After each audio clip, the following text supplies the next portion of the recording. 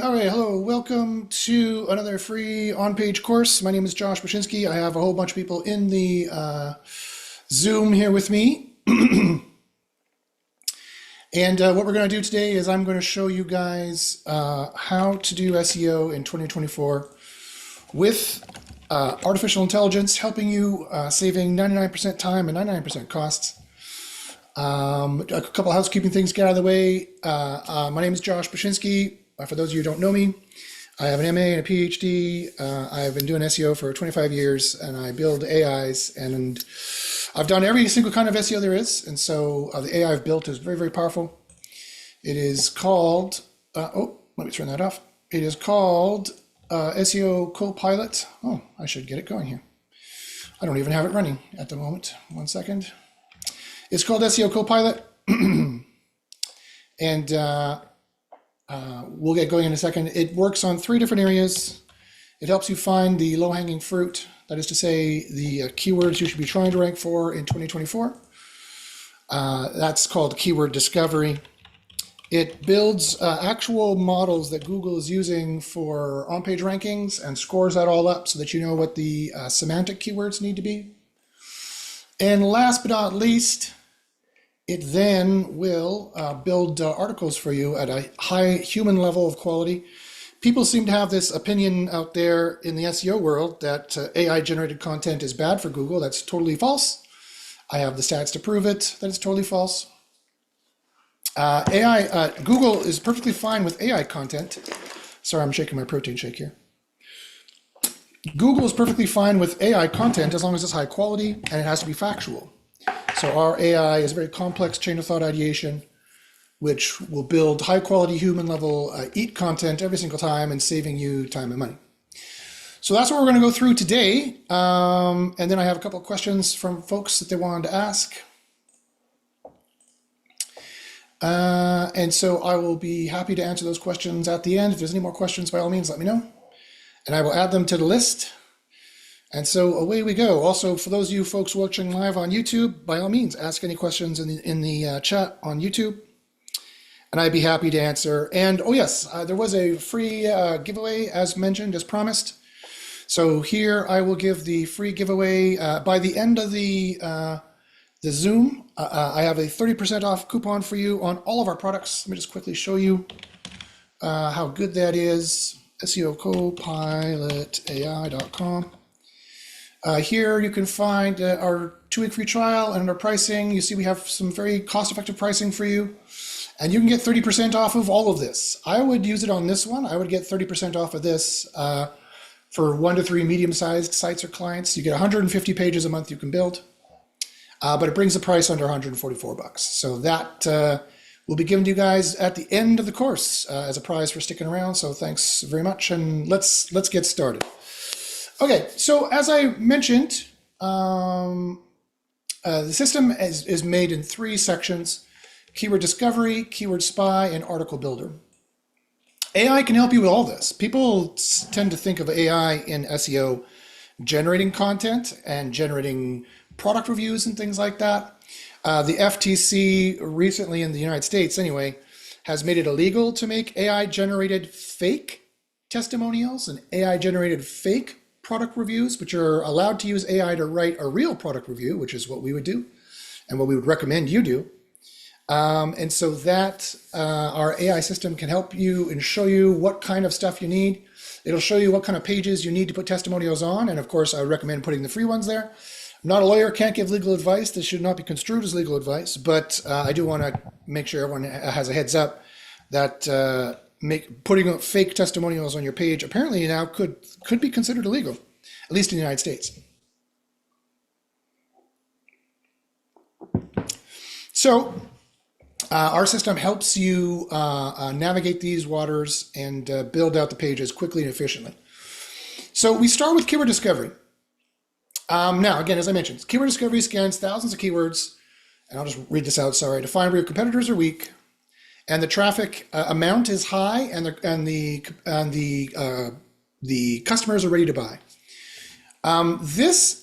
It used to be called finding the low-hanging fruit, and that is the kind of general idea. Still in 2024, in fact, especially in 2024, you need to find which niches are making the most money and are the easiest to rank for. If you're trying to make the decision, should I try to go into the bathroom remodeling business in Roseville, or should I go into the photo booth rental business, or whatever? Should I go into business internet? Should I go into crypto? This tells you how tough it is, generally speaking, the top 80 queries, and also how much money on average the top 80 queries would make in these particular areas.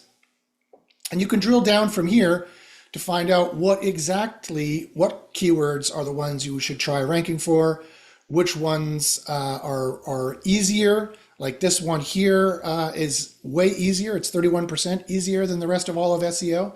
And yet it has 500,000 searches a month. The buying intent is way higher on it in the last 6 months. And we ballpark roughly that it could make a lot of money per month. Now, to be perfectly fair, this is a rough approximate, this keyword revenue ballpark. It could be as much as 50% off. However, this difficulty is based on millions of records from thousands of users and tens of thousands of keyword difficulty reports. And so whenever anyone in the system, and I have around 2,000 users now, whenever anyone runs a report in the system, we compare every single EMQ that you would try to rank for to every other EMQ. And so this is compared to every other EMQ in SEO. EMQ stands for exact match query, AKA it is the exact thing the user types in. It is the search phrase that you want to rank for. So when we say that this Pi coin price is 31% easier than the rest of SEO, we mean that. And when I was doing my graduate work, my MA and my PhD, I did it in an interdisciplinary area of philosophy and science. A lot of data statistical correlative analyses I read in neuroscientific literature, journal articles, and psychological journal articles.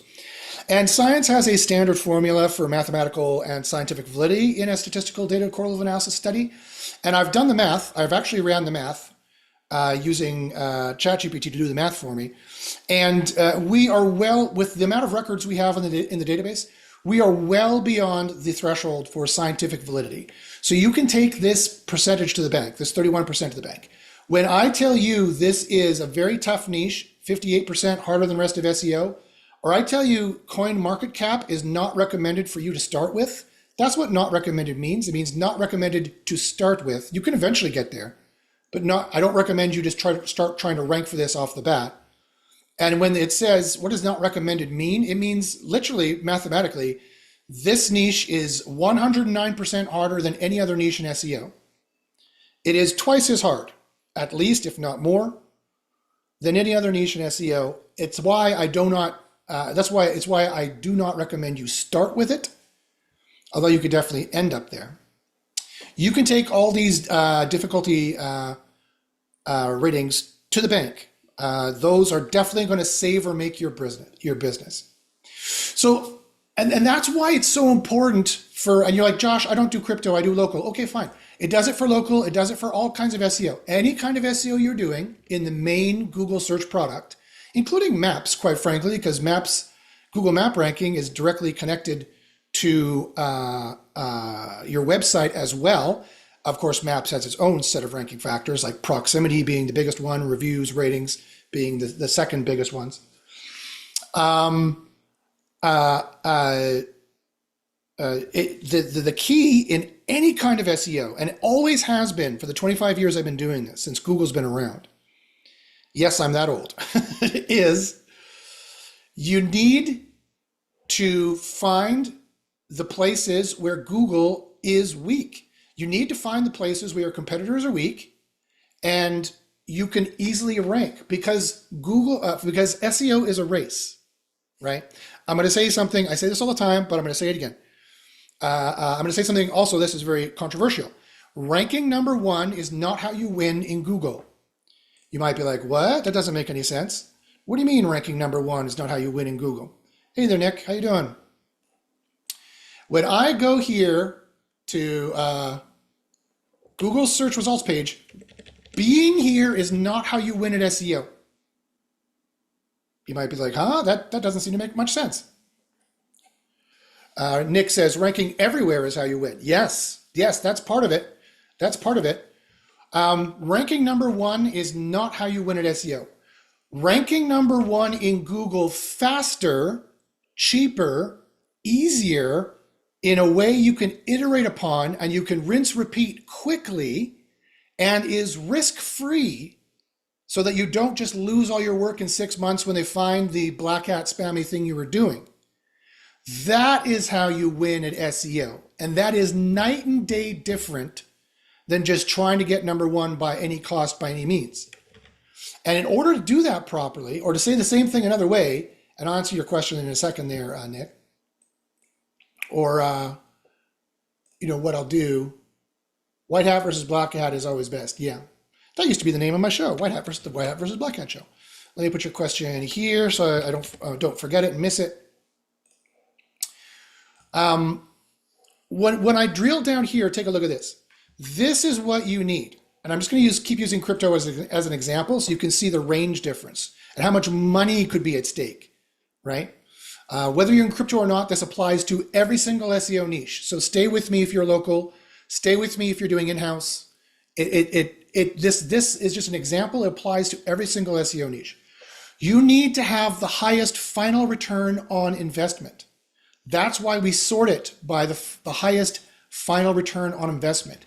You need to try to rank for, as sooner rather than later, keywords that make money so that you start making money or your client or your business starts making money as soon as possible so that they can continue to afford to pay you, right? You do not want to be going along like this. I'll use this as my drawing example. You will be FUBAR if you do this. People say, oh, it takes a long time to rank and the graph looks like this. Wrong. This is wrong. It should not look like that. It should look like this and start going up much more precipitously like that. Also, the time for you to make money shouldn't look like this. The time for you to make money should start looking like this and go up much further and stronger like that. If you are doing this plan to rank and yet your money jumped up like this to try and rank right away, you are going to fail compared to people who are building like this, but their money is on this kind of trajectory. It is a race, right? It's how much money do you spend per month? How many hours of time did it take you per month to try to rank for these keywords? And how fast were you able to get on a page one and start recouping some of that money? And then how fast were you able to get to spot number one and start recouping that money? That's the true race of SEO. It's not a marketing ploy. It's a business process efficiency ploy is really what it is. And so definitely it's inbound marketing. It attaches to marketing for sure, but you also have to attach it to business process efficiency. And you need to be trying to rank for the keywords that have the best return on investment. And that's why you need to sort it this way and go down this list and say, okay, I'm going to run this one. I'm going to build this one. I'm going to build this one. This is only average, believe it or not, for cryptocurrency. Wow. I'm going to try ranking for this one. I'm going to try ranking for this one. You start favoriting all these, or you start clicking finding the boosting keywords, and that will start a keyword spy for you. That is how you win at SEO. So I've told you a major secret that people, I've told at conferences who've paid thousands of dollars to be there. I'm telling you this secret for free right now. This is, if I've learned anything in 25 years, is that the most important thing about SEO is the very beginning when you're doing keyword research to find the actual EMQs that you're basing pages around that you're going to try to rank for that make a ton of money faster, cheaper, easier, and risk-free compared to your competitors. And if you make this selection better than them, you win. If you make this selection worse than them, you lose. They will outcompete you. They will rank faster, cheaper, and they will have the money. They will have the position, and you'll have to be spending thousands. If you don't do this selection well, if you don't let my AI tell you how to do this, and it's not hard, the AI tells you what to do, by final ROI or sort by difficulty and go for the easiest and start that way, and then pick out the gems that are still there. Like, look, you can still make around $7,000 or around $3,000 a month doing this. I mean, duh, I didn't have to tell you there was a ton of money in crypto. I mean, whether or not you want to be in it, every niche is like this. Every niche has some winning keywords that are relative to the niche. I just like using crypto because it has a really good, as an example, because it has a really good variation of like what you should not start with and what you should start with. And also whets your appetite a little bit to remind you how much money you can make in SEO. You can make a ton of money in SEO, and not every niche is buttoned up. There are always holes in the armor. There's always chinks in the dragon's armor you can fire that arrow into, and you can make your money in every single niche. Very few niches are buttoned up completely. There are some that are better than others, don't get me wrong. Payday loans would take half a year to a year to rank, even following all my recommendations and suggestions. Even if you are an SEO University student, which did all the reverse engineering and science behind this tool, that this tool licenses and uses, you would still really be hard pressed to rank for payday loans. But crypto is the new payday loans. Crypto is the new financial based way of making money and ranking online. And so anyway, I just wanted to show you guys that just in case you weren't aware. But anyway, it is a good stand-in and it is a good example for every other niche. Okay, so Nick had a question, I think.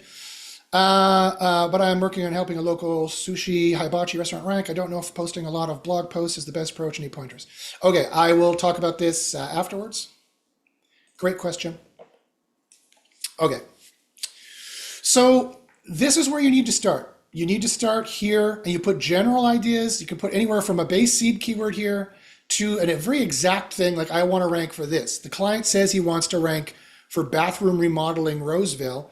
Is that actually what people are typing in, or has the highest final return on investment? The answer is nope.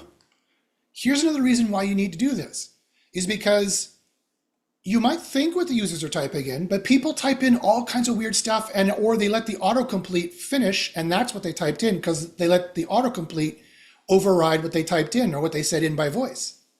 And so this is another great example, and this is a local one too, but this applies again to all SEO, where the client said, hey, I want to rank for bathroom remodeling Roseville. I know that's what they type. And I checked, and the answer is no. The data says otherwise. The best keyword to try to go for right away that actually is going to make you some money that anybody actually searches, and this is a great keyword. People are paying $25.50 per click in Google Ads to rank number one for this. I could get this for him way cheaper than that, than Google Ads would cost. They're actually typing in bathroom remodel Roseville, California. This looks like the autocomplete to me. It looks like they're letting the autocomplete finish, and they're letting that go. Great, and I've got also good news for that client. Look how easy this niche is. It's so easy. Look at the competition. None of them have optimized for this. Absolutely none of these people know how to do SEO. Look at all the zeros here.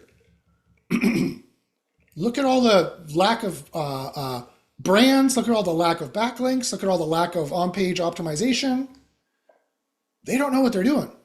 So this is another great opportunity for me to show you that, again, what people think are being typed in, you need to check with the data. You need to go check with the data. It takes 5 seconds. Go check the data and find the actual keywords you need to build. If I had listened to my client and built this, he'd be making 0. It would be way harder to rank for this where the money is, where I know the money is, I know the searches are.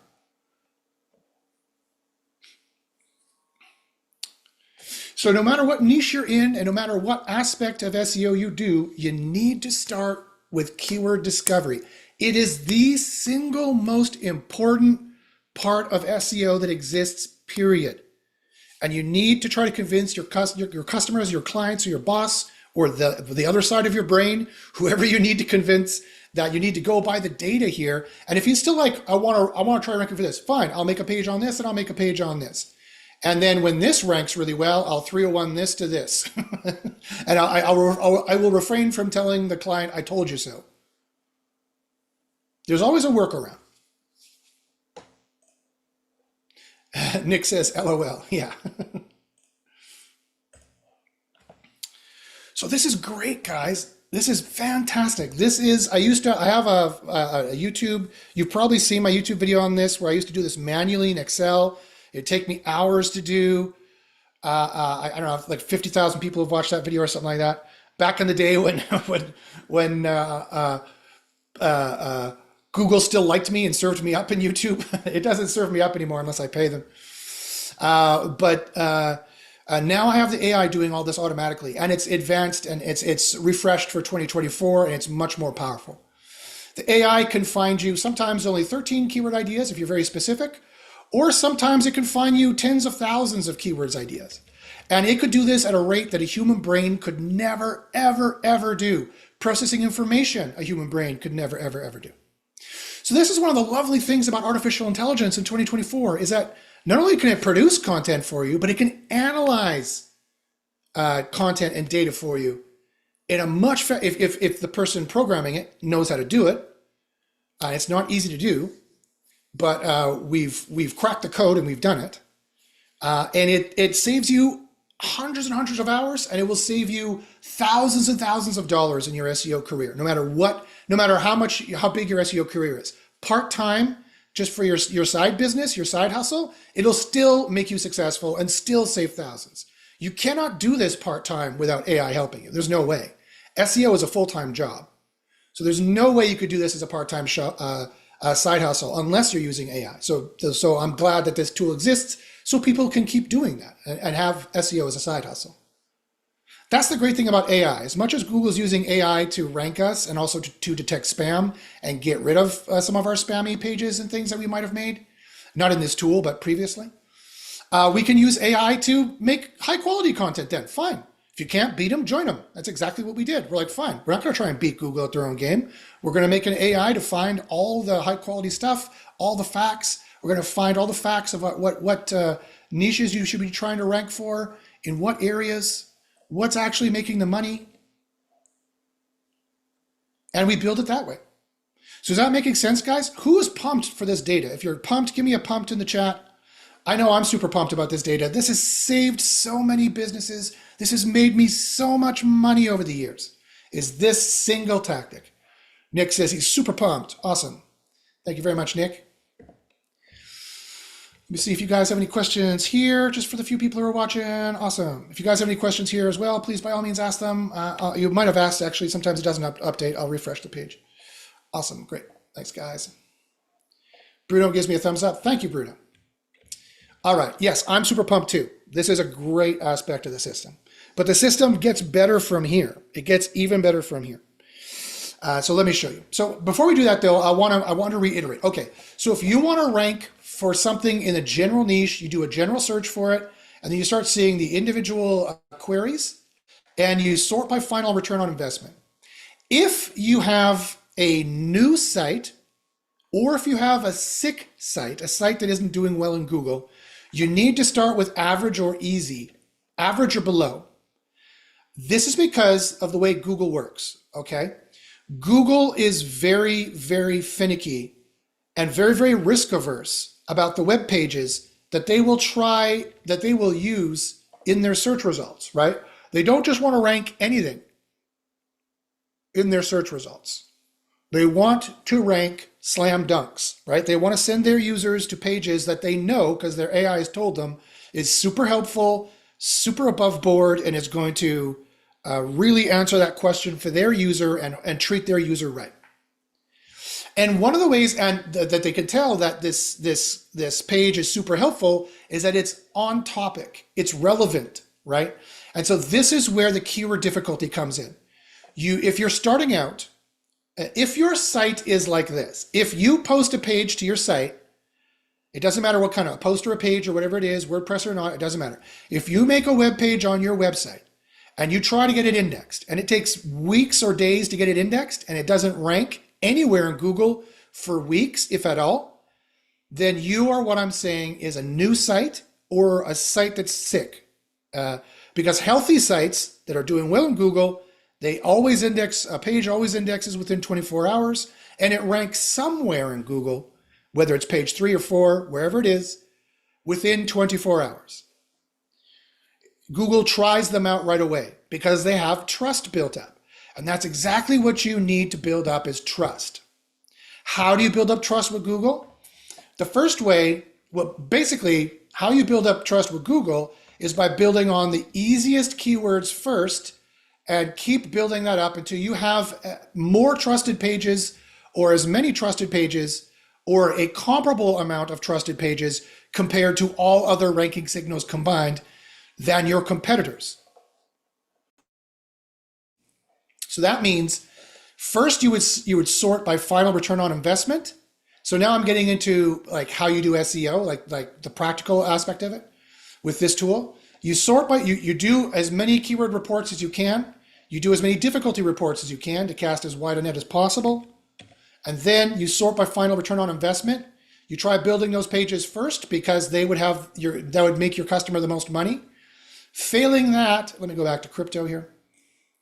Failing that, if you're like, okay, Josh, I've done that and I've sorted by final return on investment, but everything up here is tough and not recommended. There is absolutely no easier or average pages. Or if there are, there's not very many, and I can't build up at the rate required to start to match my competitors. Now, just as a general rule of thumb, what is that rate of pages you should be building? I recommend a bigger site ranks better. Everybody knows this. This is not a secret. And yes, we've scientifically verified this, so I can tell you this is true. A bigger site ranks better. But also, if you read the leaked API documentation from Google, if you read this leaked API documentation from Google, which I don't know if you guys heard a few months ago, all of Google's ranking factors were leaked on GitHub. It's true. All of their factors were leaked on GitHub. Most of them are here in listing 1783 product data, where they have the UAC spam score and the spam tokens and the Muppet signals and the annotation, smartphone data. These are all ranking factors. You guys can, they're public, you can go look. The trend spam score, the scaled spam score, page rank 2, nearest seed, data proto, that's what NS stands for, nearest seed, etc., etc., etc. And in here, it also said, if you want to get more information about this, we have completely decoded this and completely tested it all. We know all the ranking factors out of this, or pretty much all of them. If you want access to that information, let me know. I'd be more than happy to supply access in SEO University. I have huge discounts for SEO Copilot customers, for paying SEO Copilot customers. But also in here in the API documentation, it talks about content velocity.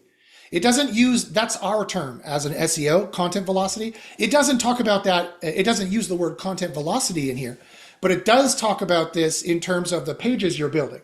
And sites that build more high quality pages rank better, both in terms of the velocity and the amount of pages you're building, but also in terms of having more high quality pages on your domain.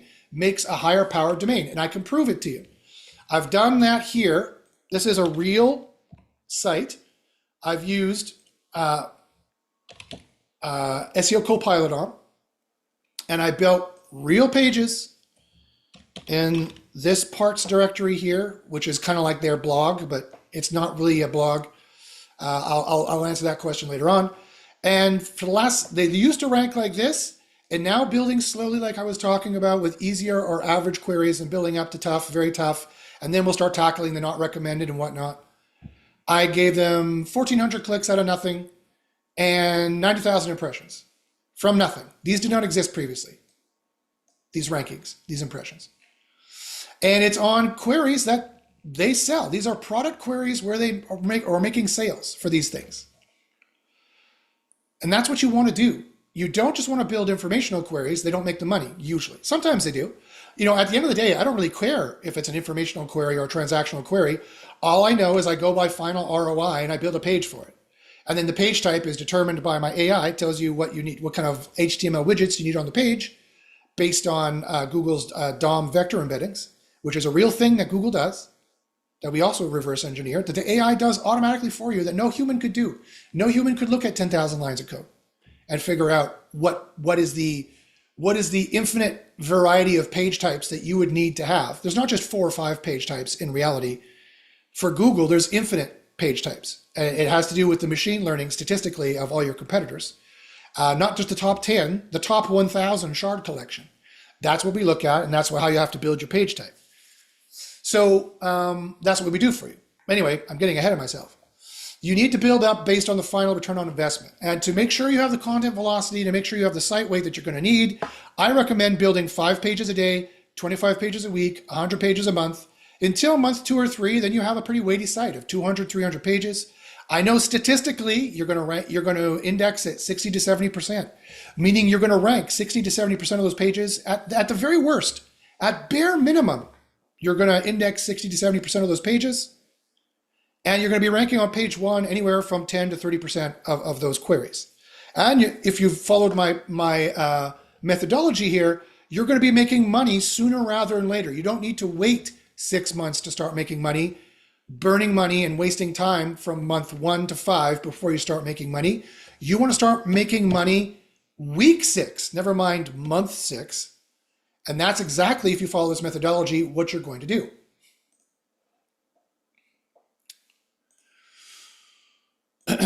Okay, thanks Bruno for the question. I'll put that in the list here and answer that. Okay, so that makes sense. You're like, okay, Josh, that makes sense. I know I need to make 5 pages a day, but wouldn't that take me 10 hours? No, of course not. You have the AI build them for you. It'll take you an hour, 2 hours tops if you want to be really picky and edit stuff. We use a carpet bombing approach. It's not spray and pray, because pray connotes that there's some kind of element of blind faith. It's not blind faith, it's statistics. We know you will rank and index at 60 to 70%. That's a fact. That's been proven over 2 years of statistical data correlative analysis. So we do carpet bombing. We do targeted carpet bombing is the metaphor I'm talking about. And that's how you build the pages. You're like, okay, I build these all up. Oh, it didn't like this, fine. I 301 one page to the other page, and you just keep moving, right? You don't worry about taking 20 hours of looking at your competitors and taking another 20 hours to write the perfect page. SEO is not sustainable, generally speaking. Statistically speaking, generally speaking, SEO is not sustainable at that rate. It's just not. That's another thing that sadly the rest of the industry hasn't really quite realized yet. They haven't woken up to the realization that Google has gotten that tough, that if you're taking 20 hours per page, it's not going to work 95% of the time in 95% of the niches. That's weird. So for some reason, sometimes these note takers can't hear me.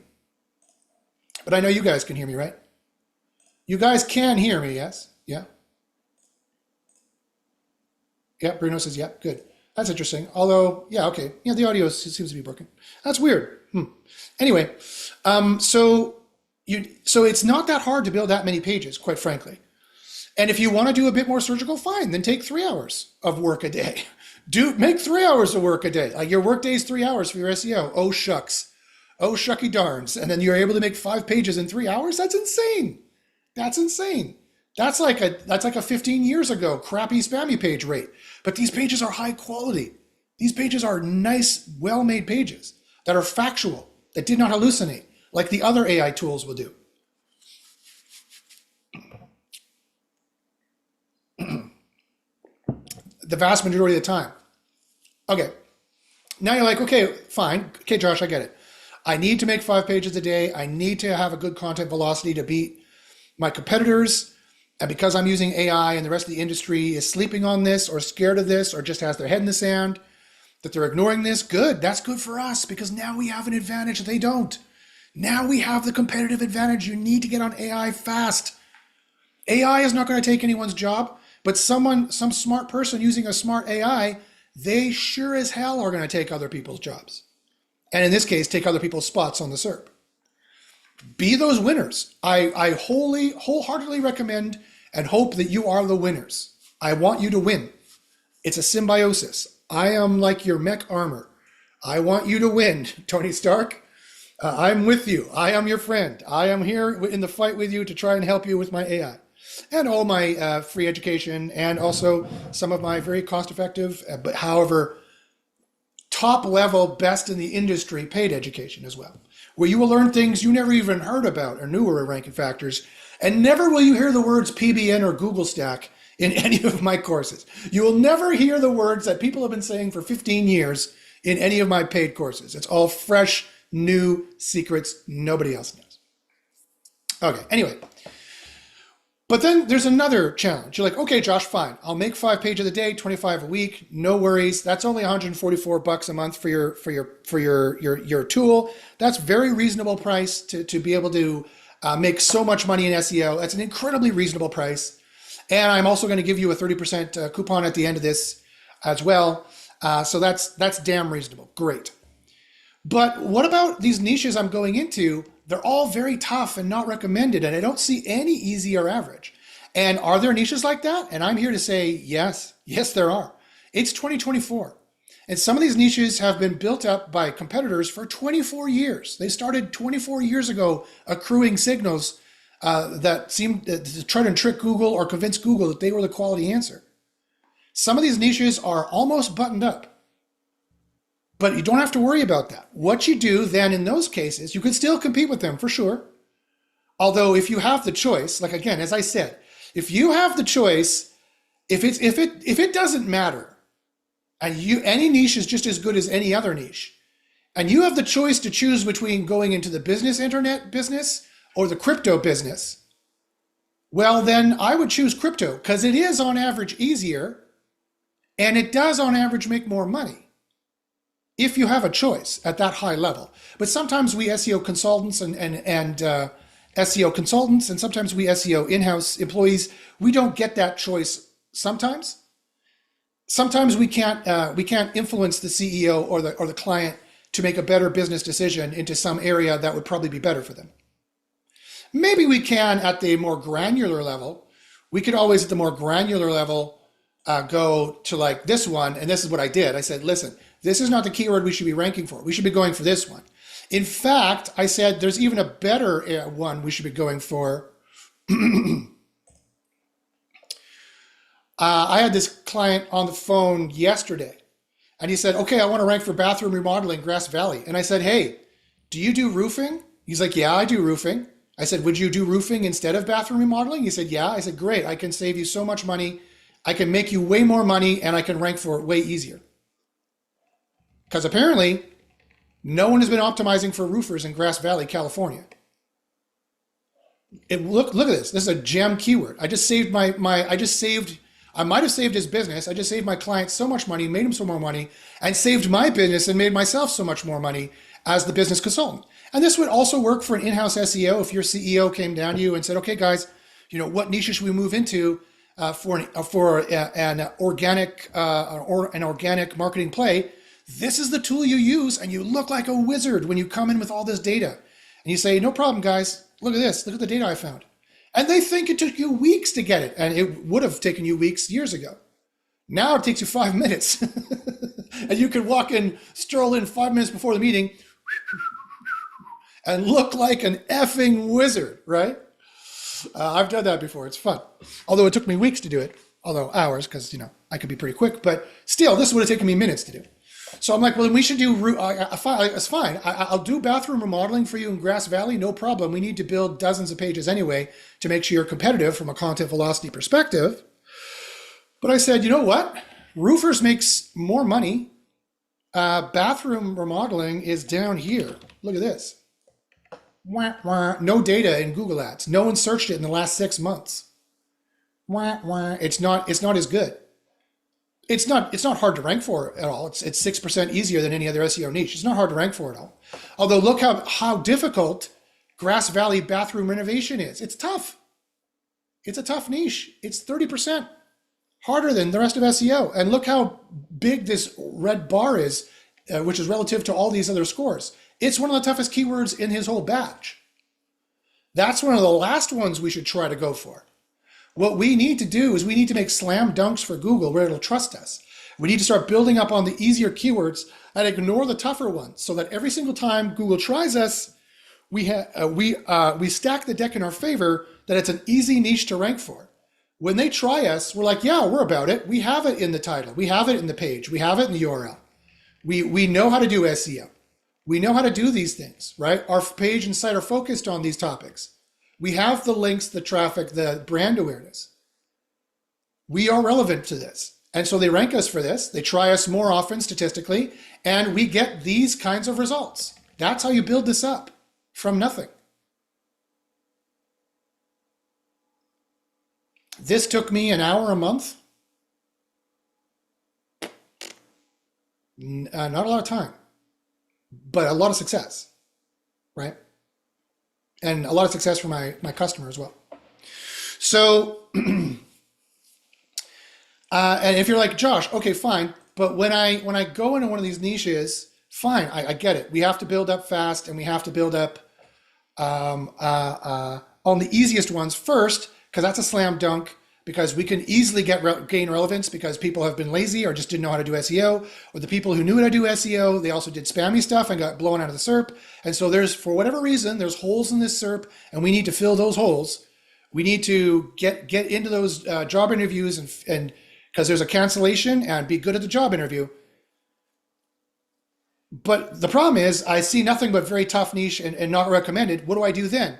Then what you do is then you sort by keyword difficulty, and you start building from the easiest and keep on choosing the ones. If you keep building the easiest to average, you just keep going. You just keep going. You build 5 pages a day, 25 a week, and keep going. And if you're in a niche like this, where the very easy ones and the ones in the bottom of the list for easy are also huge money makers, then that's great for you. Then that is fantastic for you. This one's going to sell very well. Look at the trend value, right?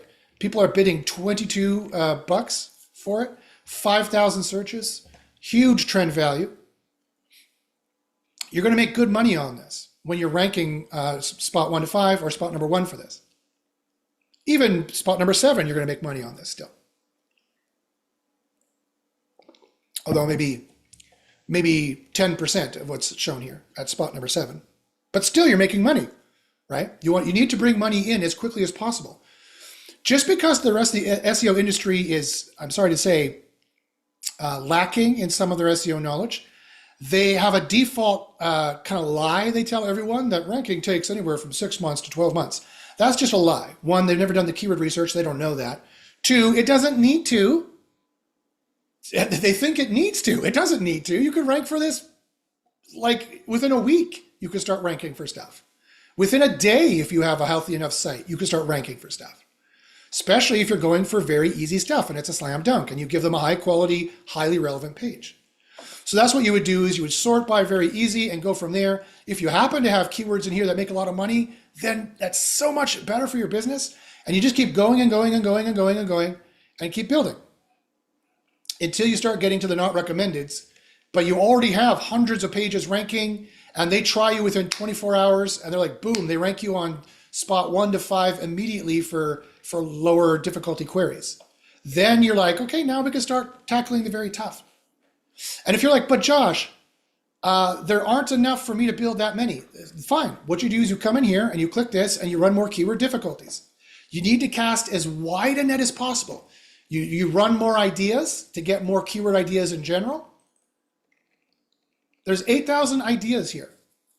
You need to run keyword difficulty eventually on all of them, but you can do that in a scaled, tiered way over the months so that you're not burning out all your credits. And then once you do the difficulties, you sort by final ROI again, or you sort by difficulty again, and then new easy, new average, and new tough, which the tough, when it says tough, it could be as much as 15.01% tougher than the rest of the internet. That's only 0.1% different than average. So the difference between average and tough can be quite low. What you really need to do is you need to go and check what the actual number says here. Like average is 13%. This one is only 17% tougher. So you can still go for it, and you can go for it fairly quickly after you've built up these other ones here. And when all those other difficulties are done, I'll just sort by final ROI again, and you're going to see new ones in the list. Or I'll sort by keyword difficulty again, and you're going to see new ones in the list.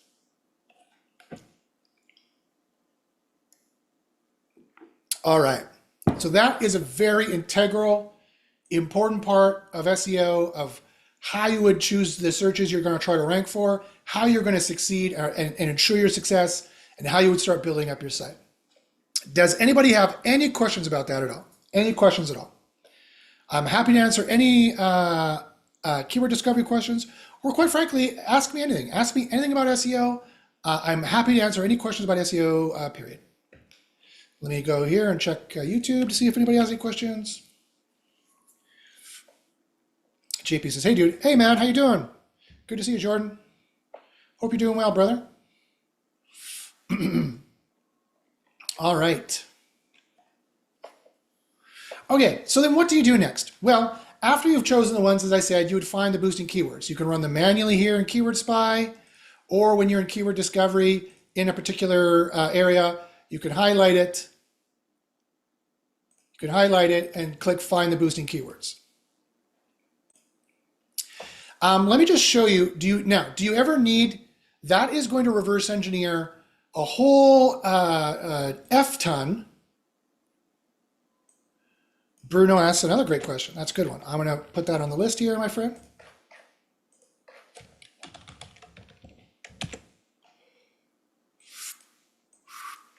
All right, thank you, my friend. I will gladly answer that. So, it used to take, I don't know about you guys, but it used to take dozens of hours to analyze competitors. You'd go to the SERP, here, you'd look at competitors, you'd look at the kind of site they have. You'd be like, oh, what kind of site do they have? Do I need to make a site like this? Do I need their page type? What is a page type? Oh, it's informational. What do I need to do? Blah, blah, blah. Do I need to do all these things they're doing? That's a waste of time. It's a complete waste of time. The AI can do this for you, and the AI should be doing this for you, right? How much time did I spend looking at competitors here? About an hour out of all these dozens and dozens of pages that have been created? Our AI will do that all for you automatically, right? It's going to go in, it's going to look at the RankBrain AI, which Google uses, which is a very important AI. Google has three main top AIs. I'm not speaking out of turn here. Google has publicly published this and admitted this, and it's also talked about a lot in the API documentation as well. That gives you the secrets of all their ranking factors, quite frankly. RankBrain, SpamBrain, and SnippetBrain are the three main ranking AIs. RankBrain indexes and ranks pages. SpamBrain de-indexes and de-ranks pages. And SnippetBrain comes up with the snippets that you see in the search results. These snippets here, and it decides on what snippets to put here as well. Different AIs, three different AIs for three different purposes. We have reverse engineered various smaller AIs in all of them, like neural matching, helpful AI, the review AI, vector embedding, DOM vector embedding, query interpretation, BERT, RankBrain. BERT is their transformer. It stands for bidirectional encoding representations for transformer. Between you and me, they're probably not using BERT anymore. They're probably using another language model called PaLM 2, but a transformer is a large language model. That's what it is. Google invented the technology. We make your own models for these based on your particular niche and your data. This is using fairly complex AI and fairly complex chain of thought ideation. And so we do all this for you. Do you need to look at any of this? No. All you need to do is do this keyword discovery, click find keywords, and then go to Article Builder and build an article for it. You say, okay, build me an article, go, please, thank you very much. And it'll build you an article. However, just to show you what it looks like of the kind of data that we get you, which is very important that nobody else has, that I know of. First off, we do the query interpretation here. SEO calls this query intent, but Google calls it behind the scenes query interpretation. That's their terminology for this. And what does it mean? They interpret the query. What's a query? The search query. But the EMQ, the exact match query, what people type in. Google literally behind the scenes, when you type in this, they behind the scenes types in this and then provides pages on this. So our AI analyzes this and therefore bases all of the article that it builds, the high quality article it builds, that's human level quality, above human level quality in many cases, 99% factual and current and helpful content. It bases it off this information, which is critical. Another one it does here is the competitor HTML widgets.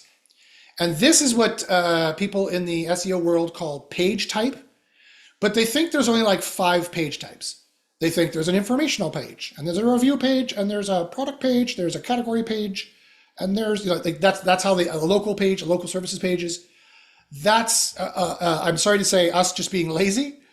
Google, as I said, has an infinite amount of page types, and it's all based on the statistical elements, the tags, and being used by the shard collection that comes back. Again, that's Google terminology, the shard collection that comes back, which is 1,000 pages that comes back, and then Snippet Brain decides which ones to filter and which ones to put up in what order.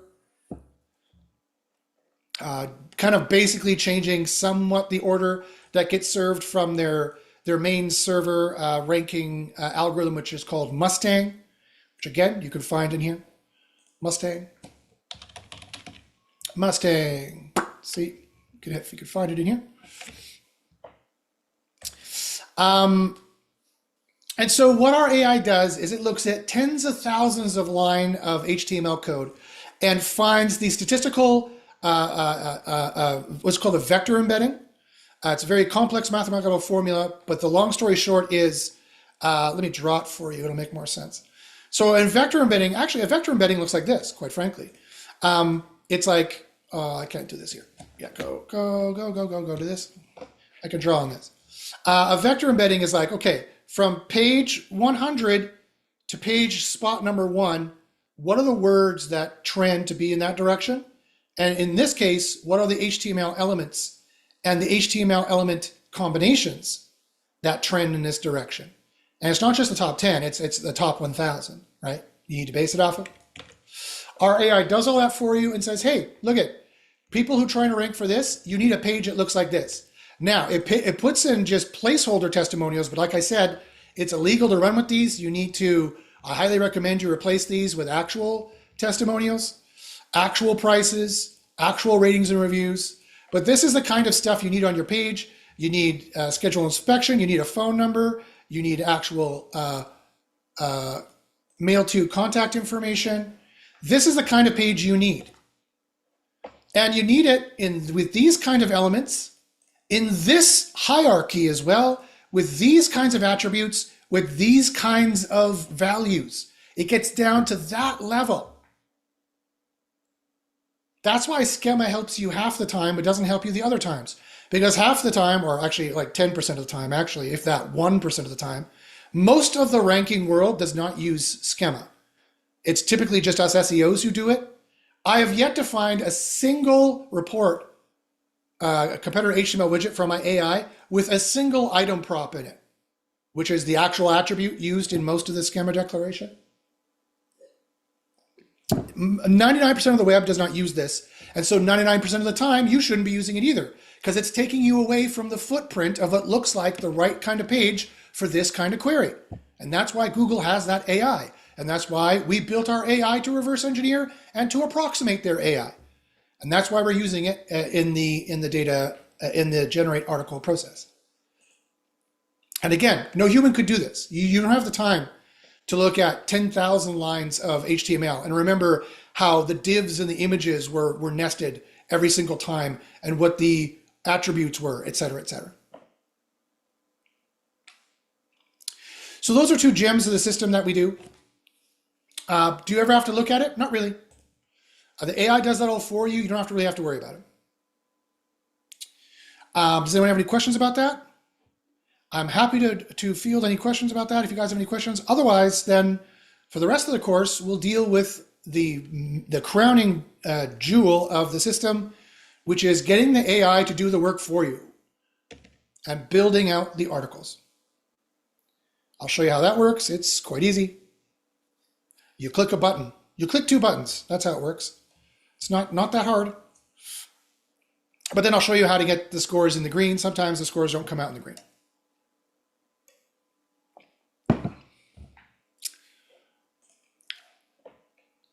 Bruno says, what do you do with your HTML information? We copy the structure. Yes, you can manually copy the structure, but my AI will do that for you.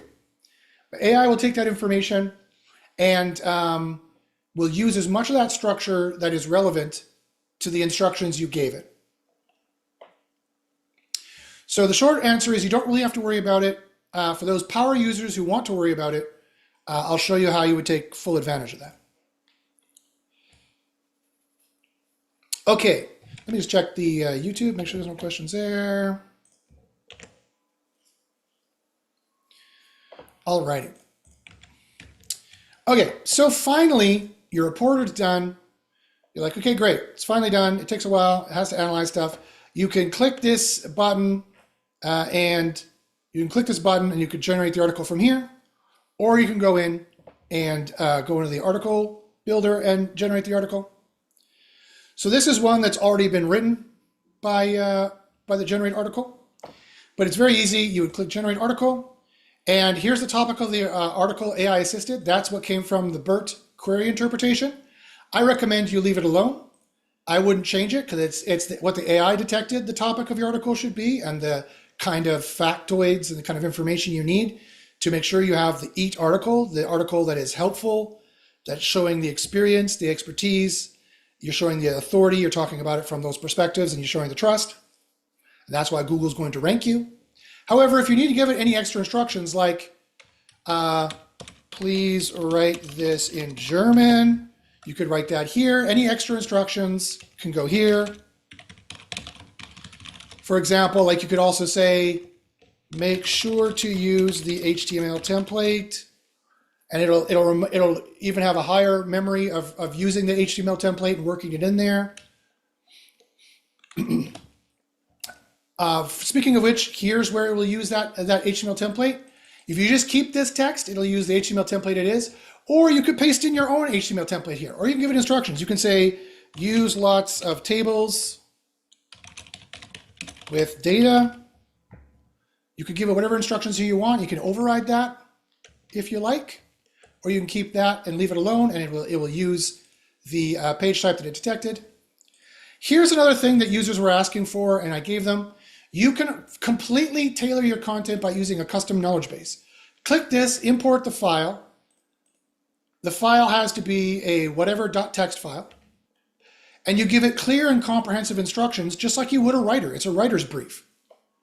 And you could tell it the product name, you could tell it your actual price, you could give it the 4-star ratings, you can give it the author profile that you want to use and write from, you can give it instructions of how you want it to write the article, you can give it tone and style, target audience, key points to cover, and it looks like this. Use this author profile, this Twitter, write about this product. This was for CBD oil for cats. Instead of writing just a general CBD oil for cats article, it wrote one on Ultra Pet, which is a fictitious CBD oil that I made up. It said Ultra Pet TM, oil for cats. It gave the price, gave the 4 stars. I used these, what should be real testimonials. They were fake, of course. I made this as an example, but that's the point. You should be using real testimonials. You can use the ones that you have from, you can use the ones that you have from other places if you put a link back to those other places and you copy them and don't change them in any way, shape, or form. Don't edit them in any shape or form.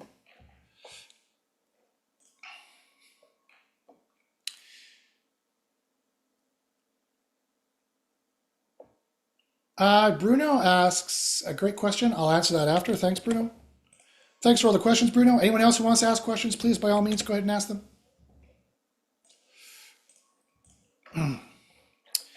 And so if the page, so here's the finicky point, Bruno, referring back to your last question about, do I have to worry about the HTML widgets? The answer is no. The AI will use them as much as it is natural. However, if you don't have any real testimonials to give it, then it might not give a placeholder testimonials. But if you give it testimonials and you say, use these testimonials, it should really use the testimonials. It's not perfect. You know, CP is about as smart as an 8-year-old. So sometimes 8-year-olds can make mistakes, but generally they're pretty clever. And it will generally write the articles that you want, especially if you use the custom knowledge base. Okay, then you say continue. You can also build the URL, title, and meta description. And then you build the article. Then the article comes out. It's going to look something like this. It's going to have pros and cons. Check these links to make sure that they're actual links going to real places if you want to keep these. I don't want to link out to anything. I want them to pretty much be on my my site for the most part.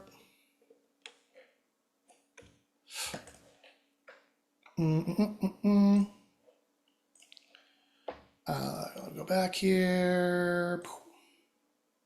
What was the other one? Boom. Boom. Okay.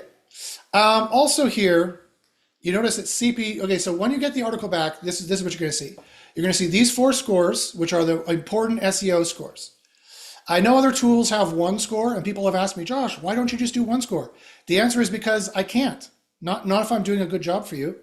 Do you think SEO can be boiled down to 1 score? Trust me, it'd be easier to sell this and to people, and it'd be easier for people to use it if I had 1 bullshit SEO score. These are the 4 SEO scores you need, and they all need to be in the green, and they measure different things. Google has more than 1 on-page algorithm, which I've already said. So let me tell you what they are. The first one and the most important one is Google Semantic Score. It's this one here. This is the one that most strongly correlates with rankings. You need to be in the Goldilocks zone of whatever it is. It's relative to your report that you ran. You need to be in the Goldilocks zone. The more you're outside this range, the worse you're going to rank. And I guarantee that if you're not in this range, you're going to have some ranking issues. That does not mean you won't get number 1. Sometimes people are like, look, Josh, I'm ranking number 1 and it's the semantic score is out. That means everything you said is false. No, that means statistically you have other ranking factors across the board that has pushed you above. Even with that giant boat anchor on your ankle, you still beat everyone else because they have bigger boat anchors on their ankle. That's still not, you're still running the race, and having a boat anchor tied to your ankle is still not efficient. They could still catch up and beat you because you have that liability, because you have that risk that you haven't fixed. So this strongly correlates with rankings, but that happens very infrequently because it so strongly correlates with rankings. So I highly recommend that you get this score in the green. You could do it by adding more content or less content, by deleting content, or by using the upscore button. You would highlight this and you would upscore it. It would jam in more semantic keywords and therefore bring this score up. It might also bring all the scores up, hence why it's the upscore button. The next one here, and the one that needs to go down a little bit, is the average predictability length. The average predictability length really is a detection of how many words in order do you have in a sentence that could have been AI generated. And you are allowed, based on our very, very vast statistical data correlative analysis, you're allowed up to 4.13 last time I checked 6 months ago, and I'll be checking in this next month to refresh this number. You're allowed up to 4.13 words. It's actually tokens, word pieces, but I'll just make it words to make it easier to understand. You're allowed 4.13 words on average in a row, whether it was AI generated or not. Really, the average predictability length is really a prosaic score. How prosaic is your writing? How business basic is your writing? How boring is your writing? That's really what it is a measure of. And I've seen high scores from AI content, and I've seen low scores from AI content. And I've seen high scores from human writing and low scores from human writing. This one and the spam score are tied. All the spam scores are tied to be the second most important ranking factors. And the higher this is, like if you're at 5 or higher, you definitely need to fix it. This is only 0.31 off, so it's pretty close, so I would leave it alone if I was lazy and didn't want to deal with it anymore.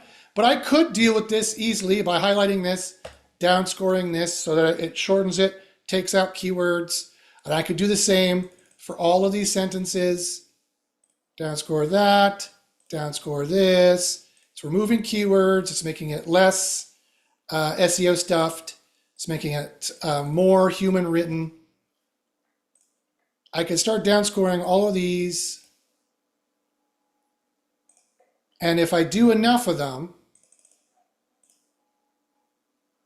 let me show you, if I do enough of these, we're going to eventually start seeing a change in the scores. but all the scores are attached to each other. As I try to bring one score down, I might bring too many of the scores down. So you have to be careful the way you do it. But if I rerun this, I might have done enough content to see this go down. Yeah, it went down. So you see, that's how that goes down. This will go down too, though, probably. Oh no, it stayed the same. Great, lucky. This is more than close enough. This is only 0.16 off. This will still, a score of 4.29 here will still correlate with spot 1 to 3 rankings. Even though CP, you notice, is getting fed all this information, it gets fed all the information every time you make a change, and it can tell you exactly how you need to fix this, what you need to do to make a good article, and how you use the upscore and downscore buttons. So if any of this is confusing, you can ask CP, please explain to me how to fix these bad scores. And it'll explain.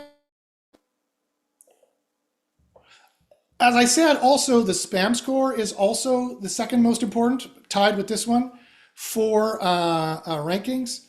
You need to have a spam score which is at least under your competitors. And that counts not only for the body spam score, which is what's being measured now, but the spam score for the URL, the title, the description. This it generated a 0 spam score out of the box for all these. The only one here it does not have a spam score for is the H1. It's not going to like this because it says divorce attorney in Pomona. It's very strict, the H1, because people love to stuff SEO keywords in here, so I have to be very, very strict. It's probably going to give this a red score. Oh, no, it didn't. It's green, 30%. Great, never mind. I thought it might have a problem with divorce attorney in Pomona, but the EMQ is Pomona divorce attorney. That's saying it a different way. Boom, it's perfectly fine. Even though it's 30% and it complains and it says it's effectively addressing the EMQ using a related role while avoiding the EMQ. It is specific and provides a clear promise of value to the reader.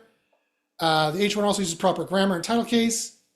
However, the lack of word Pomona directly in relation to divorce attorney may not fully serve the likely query intent of looking for a divorce attorney in Pomona. It's like, yeah, it says divorce attorney in Pomona. What it means by that is I would like it if you said California. It would like that probably. That's probably what it was complaining about. But 30%, whether I was right or not, doesn't really matter. A 30% green one is perfectly fine. You can move on. You can ignore it and you can move on.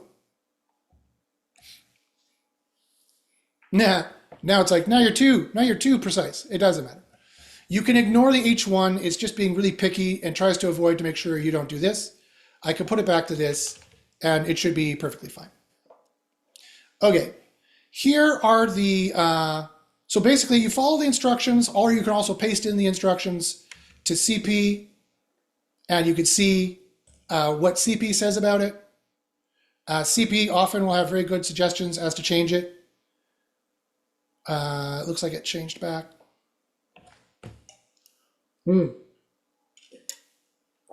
That's what I thought. I thought I would have a problem with divorce attorney in Pomona. That might be a little too rich for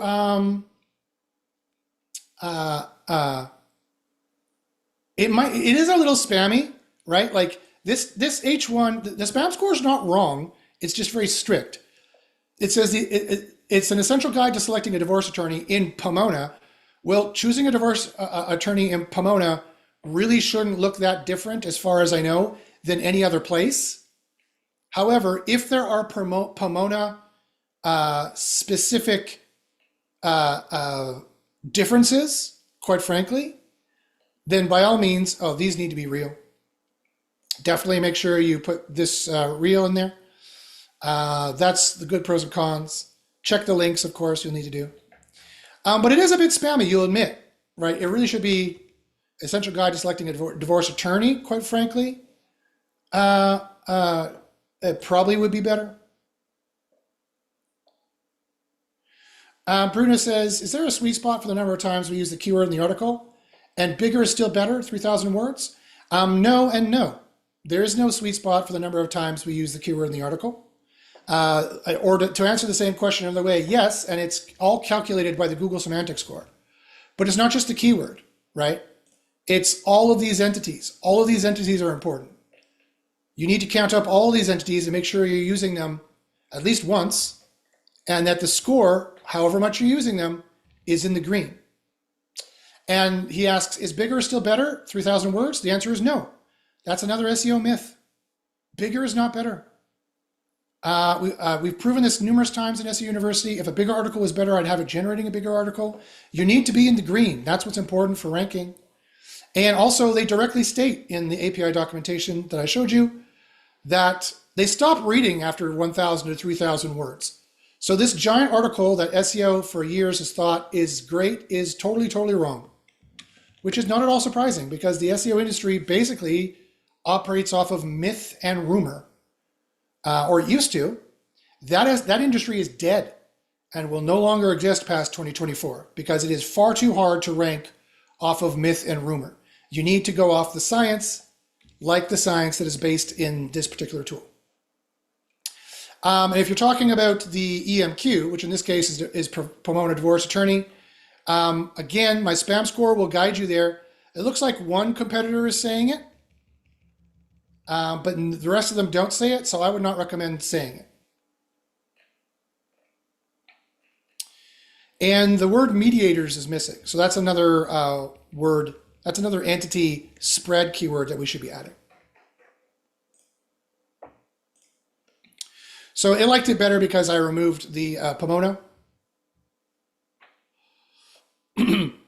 So that's good. That's how you brought that down. And again, all you need to do when you have a problem, just read what it tells you, and you can also paste it into CP. And if you're like, okay, you notice you're on the horns of the bull with this. It's like, hey, you didn't say Pomona. It's not relevant enough. Therefore, it's a little bit spammy because it's not relevant enough. That's what spammy means. So if you put Pomona in, then it says, hey, Pomona is a little too SEO spammy. You might get away by saying Pomona's Essential Guide to Selecting a Divorce Attorney, like you say it first and move it away from these important words that are kind of part of the EMQ there. You might get away by saying that. You could also ask CP. You can go here, hey CP, if I say Pomona in the H1,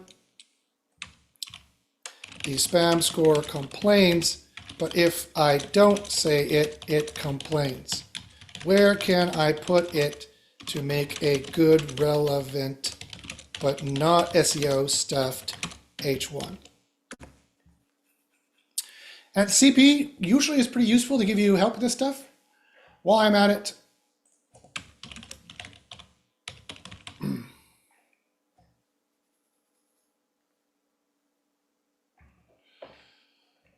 it says phrase variation. You said use a Pomona directly, you can rephrase it. Essential guide to selecting a divorce attorney for residents of Pomona. Navigating divorce, a guide to Pomona residents seeking legal representation. A contextual placement, place Pomona within a larger phrase. Your comprehensive guide to choosing a divorce attorney in Pomona. That's exactly what the problem was. Insights for Pomona residents. You could be doing it like that. That would probably get a better score. And it doesn't look so SEO stuffed, does it? Essential guide to selecting a divorce attorney or mediators. Insights for Pomona residents. The differences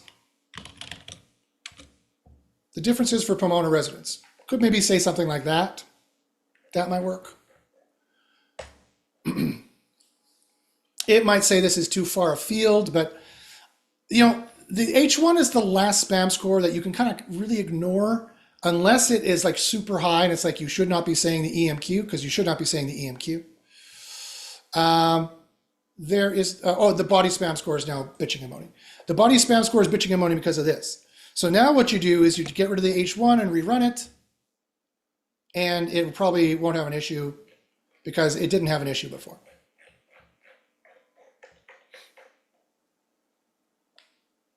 It's a little finicky sometimes. That's why it's hard to get an AI to make it for you. And see, it's fine. So then I put the H1 back and we know everything's fine. The H1 is part of the body.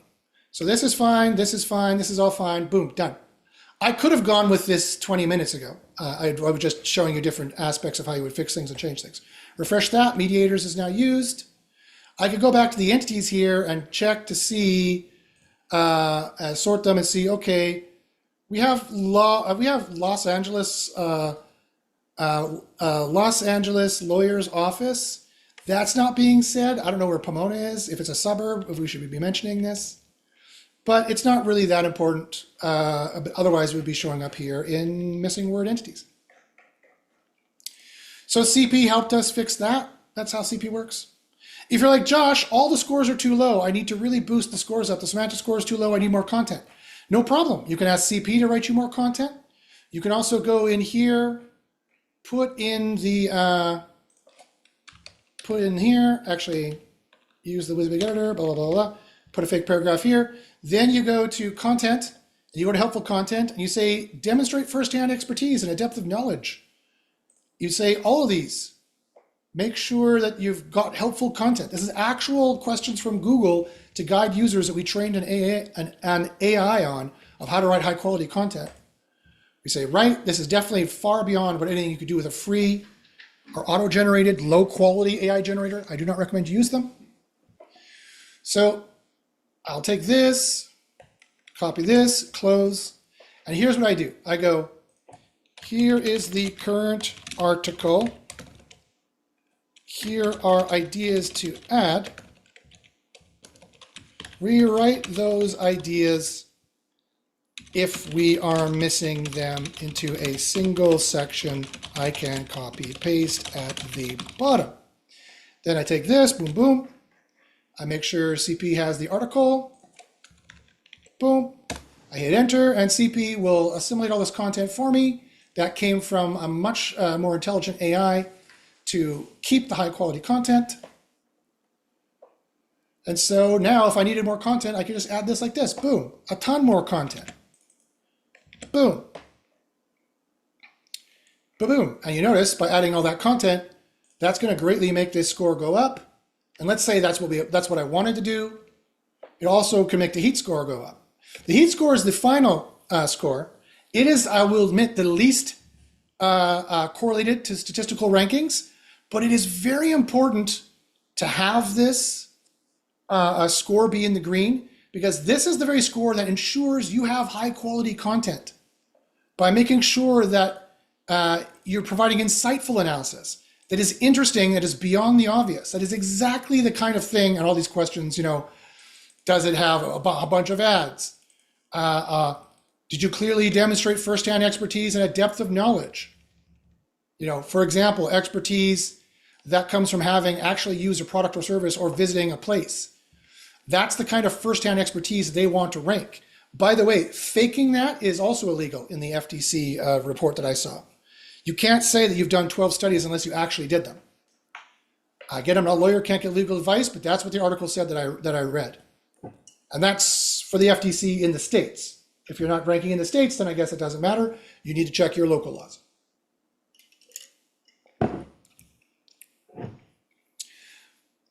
So if you have pictures of you actually doing it, well then I guess, I suppose, I don't know, I'm not a lawyer, I can't give legal advice.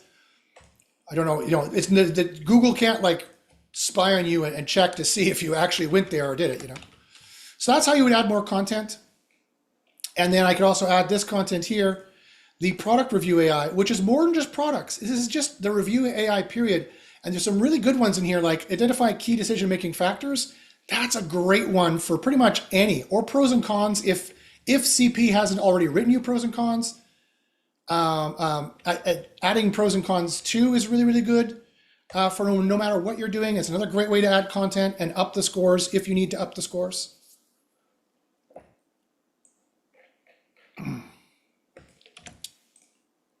Okay, please work this in a final section before the conclusion as well.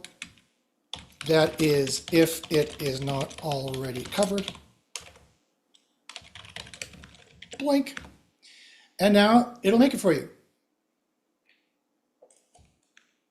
I'll put the content here. Again, I'm pretending I needed more content. For this one, I didn't. So I hope I'm not confusing anybody. And it says, here, this is super helpful for people. This is what they need to know to make an expert decision. I love this, right? Users love this. Key decision-making factors when hiring a promoted divorce attorney. Look for these specific things. This will make or break whether hiring a lawyer is going to work for you. This is a very important section you need to add to make sure that you have a very helpful article. And if your page type also liked tables, you could have put this in a table. Actually, can you put all that in a table for me? CP will go, okay, no problem. And it's going to put it in a table for you. If you needed even more content, you could have it in a list and then put it in a table. It's not duplicate content, it's rewritten, right? There, boom, take this. Boom. Actually, that's kind of how it did it for me. Boom. So I will undo that, and I'll put the table underneath. A nice table for the user. Google likes tables, especially if it's in your page type. Boom, boom. So they could read a list or they could read a table. This is, oh, make sure you don't put in any of CP's content there. You could just take the whole thing, copy and paste it in here and say, make sure there's no content in here that is I copy and pasted from you that shouldn't be in there. CP will have a better access to this WYSIWYG editor in the future as well. And you can add that content. As you can see, that's really going to boost up the scores, really going to go higher. Boom. This is all AI generated content, but CP is pretty good at massaging it. So that number might go up. It went down, actually. That can happen as well because we put it in a list and we put it in a table. Putting AI content or business content in a list or a table actually makes it more interesting, less prosaic, and less AI generated. AIs usually generate just paragraphs. So actually that went down by adding more content. And the spam score is still going to be fine because this is not spammy information. And the heat score probably should go up a bit because I really added some helpful stuff, but it's still in the green already, so it was already fine. Yeah, it went up. That's good. But again, I'm not saying more content is better. I'm not saying I should publish it like this because this is well beyond the average and this is well over the threshold where I need to be. This is over optimized currently. I definitely wouldn't want to publish this. I was just showing you, in this case, I was just showing you how easy it is to add high quality content and how quickly you can do it and how you don't need to know a damn thing about anything. How I don't need to know anything about the topic, the AI does. However, here's a pro tip. You should probably have a proviso from your client that they don't care to look at the information. You can just publish it. In law, you should never do that. You should never have that proviso. Your lawyer client always needs to approve every single piece of content. There's some laws in the States. Again, I'm not a lawyer, can't get legal advice, but my experience tells me from past experience, from past projects, that a lawyer would need to approve this before you publish it. And you really should ask your lawyer to approve it before it's published to make sure it's all factually accurate. As I said, 99% of the time, or like 90 to 99% of the time, the AI does a very factual, good job. I have tons of loops in the chain of thought ideation for this article writer, this AI, to think in a very complex way, kind of like what ChatGPT is doing now, but I'm still better than what they're doing for this task. And should I check if there's any factual new information on this? Yeah, I'll incorporate this in. I'll change this, I'll change that. Oh, this is new, okay, blah, blah, blah, blah, blah. I do that plus like 10 other things in the generate article. I would have the generate article, write the article first, and then fine tune it with CP. You could get CP to totally rewrite everything, but you don't. I wouldn't do it that way. The generate article has much more intelligence built in and it's much further tested. So there you're done. Copy and paste the HTML, bingo bango, you're done. Copy and paste straight from here into WordPress, WYSIWYG editor, bingo bango, you're finished. After you've looked at this and made sure it's all factually accurate, the one thing I would need to change here, again, where these links are dead, I need to add something to the link. Need to make it go somewhere.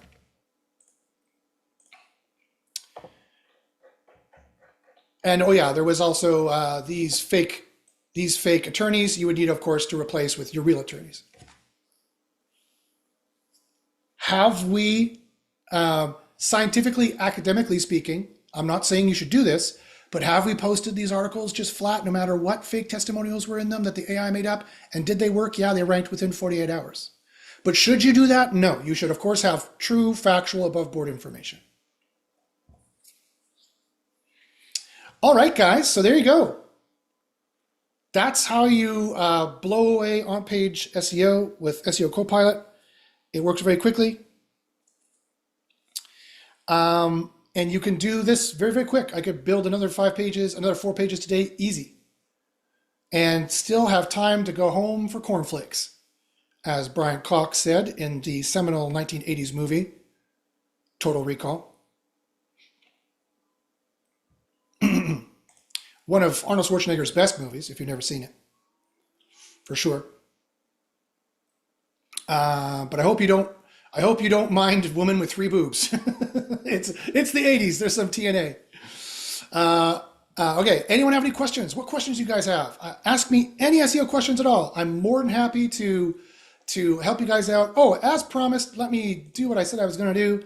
Here is the coupon for 30% off. Boom. Use this coupon for 30% off. I'll also put it here in the YouTube for you guys watching YouTube. Benjamin says, hey bro, how you doing? My Polish brother, how are you? Here's the coupon for 30% off on all SEO CP products. Go to SEOcopilotai.com. I'll put that in the chat after the guys here are done so they get access to it because they actually joined. I'll put it in the chat afterwards, the YouTube chat afterwards. You guys go here and click on pricing and select the plan you want. I highly recommend you take advantage of it. It's definitely going to revitalize and invigorate your SEO and make you more money faster, cheaper, and better. All right, let's see the questions. So the questions, first question was, getting mentioned in the generative overviews in the SERP. What is the best way to do that? We have tested this. Featured snippet.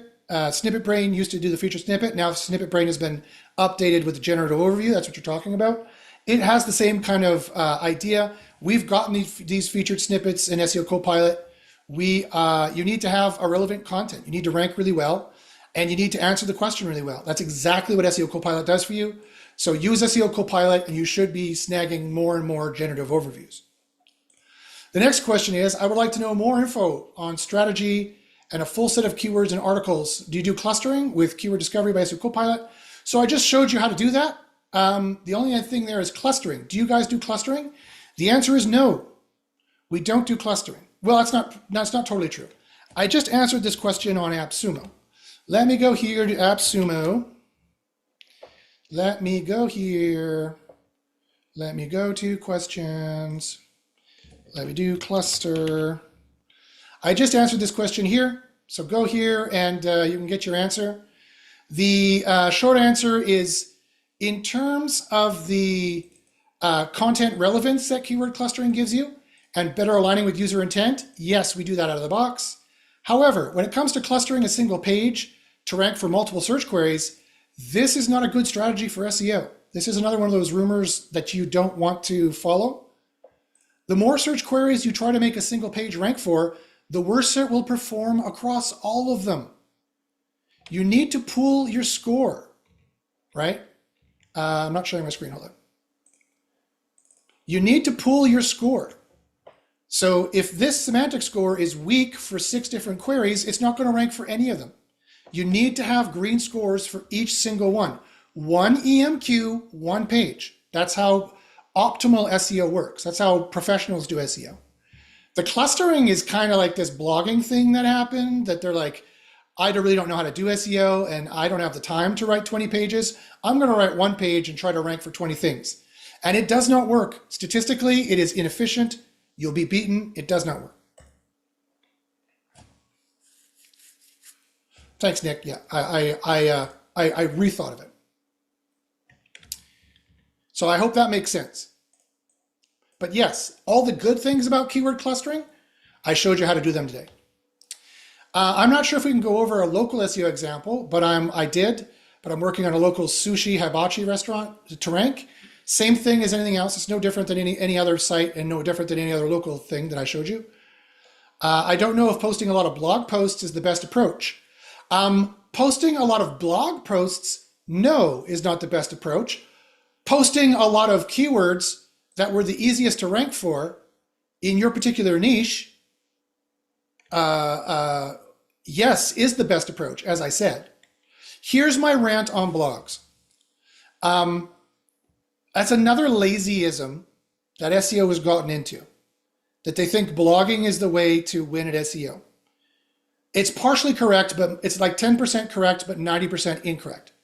Having the best content velocity and having the most relevant pages and strategizing so that you're setting yourself up for a win by going for all the easy job interviews first, or answering all the easy test questions on the exam first and then doubling back to the hard ones, that is how you win at SEO. Whether you put it on a blog or not, whether you use WordPress or not, does not matter. Whether you put it on a blog or not does matter in the sense of all the front-facing signals. When it comes to the front-facing signals, what the user and Google sees, you do not want to show them any blog artifacts. Behind the scenes, you can use WordPress all you like. That's fine. I use WordPress. It's fine. It's great.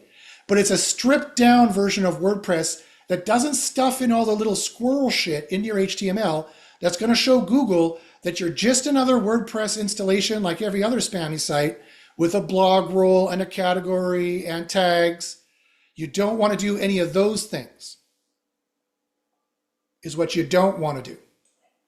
Because Google has publicly announced, and this is common knowledge, everybody knows this, Google has publicly announced that they have to index and consume and filter out like 1 trillion spam pages, literally 1 trillion spam pages a year. And 99.9% of those spam pages all have a stock installation of WordPress with all of the WordPress fixings fully turned on. The tag pages, the category pages, the blog roles, the comments. And that is the statistical footprint of a spam site. And you do not want that. So it depends, what's in a name, Romeo? It depends what you mean by blog. If by blog you mean you're using WordPress as a CMS, and you mean you're posting pages to the site, maybe in a parts directory, because that's what this site does, or to the root, which would be great. That's what I recommend here. There's a reason why in the article builder, all of these are recommended to go off the root. There's a reason why it does that, because that's the best place to put a page. Look what happens when I put blog here and my AI sees that URL that you could have pasted in here and it would know. It's going to have a problem with this, or it should have a problem with that. Look if I put a whole bunch of other unrelated stuff in here.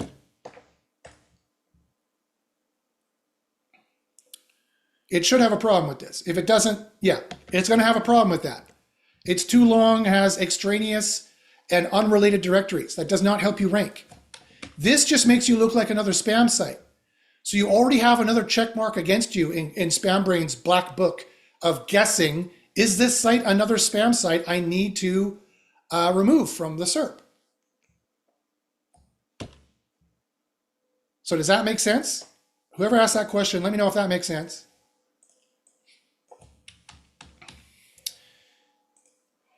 Nick says, it does. Awesome, Nick, awesome. Gold star for you.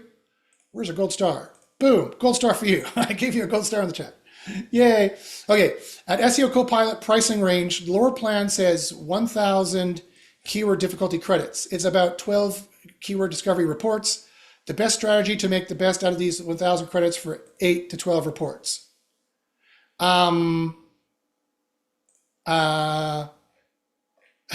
Nick says, haha, thanks.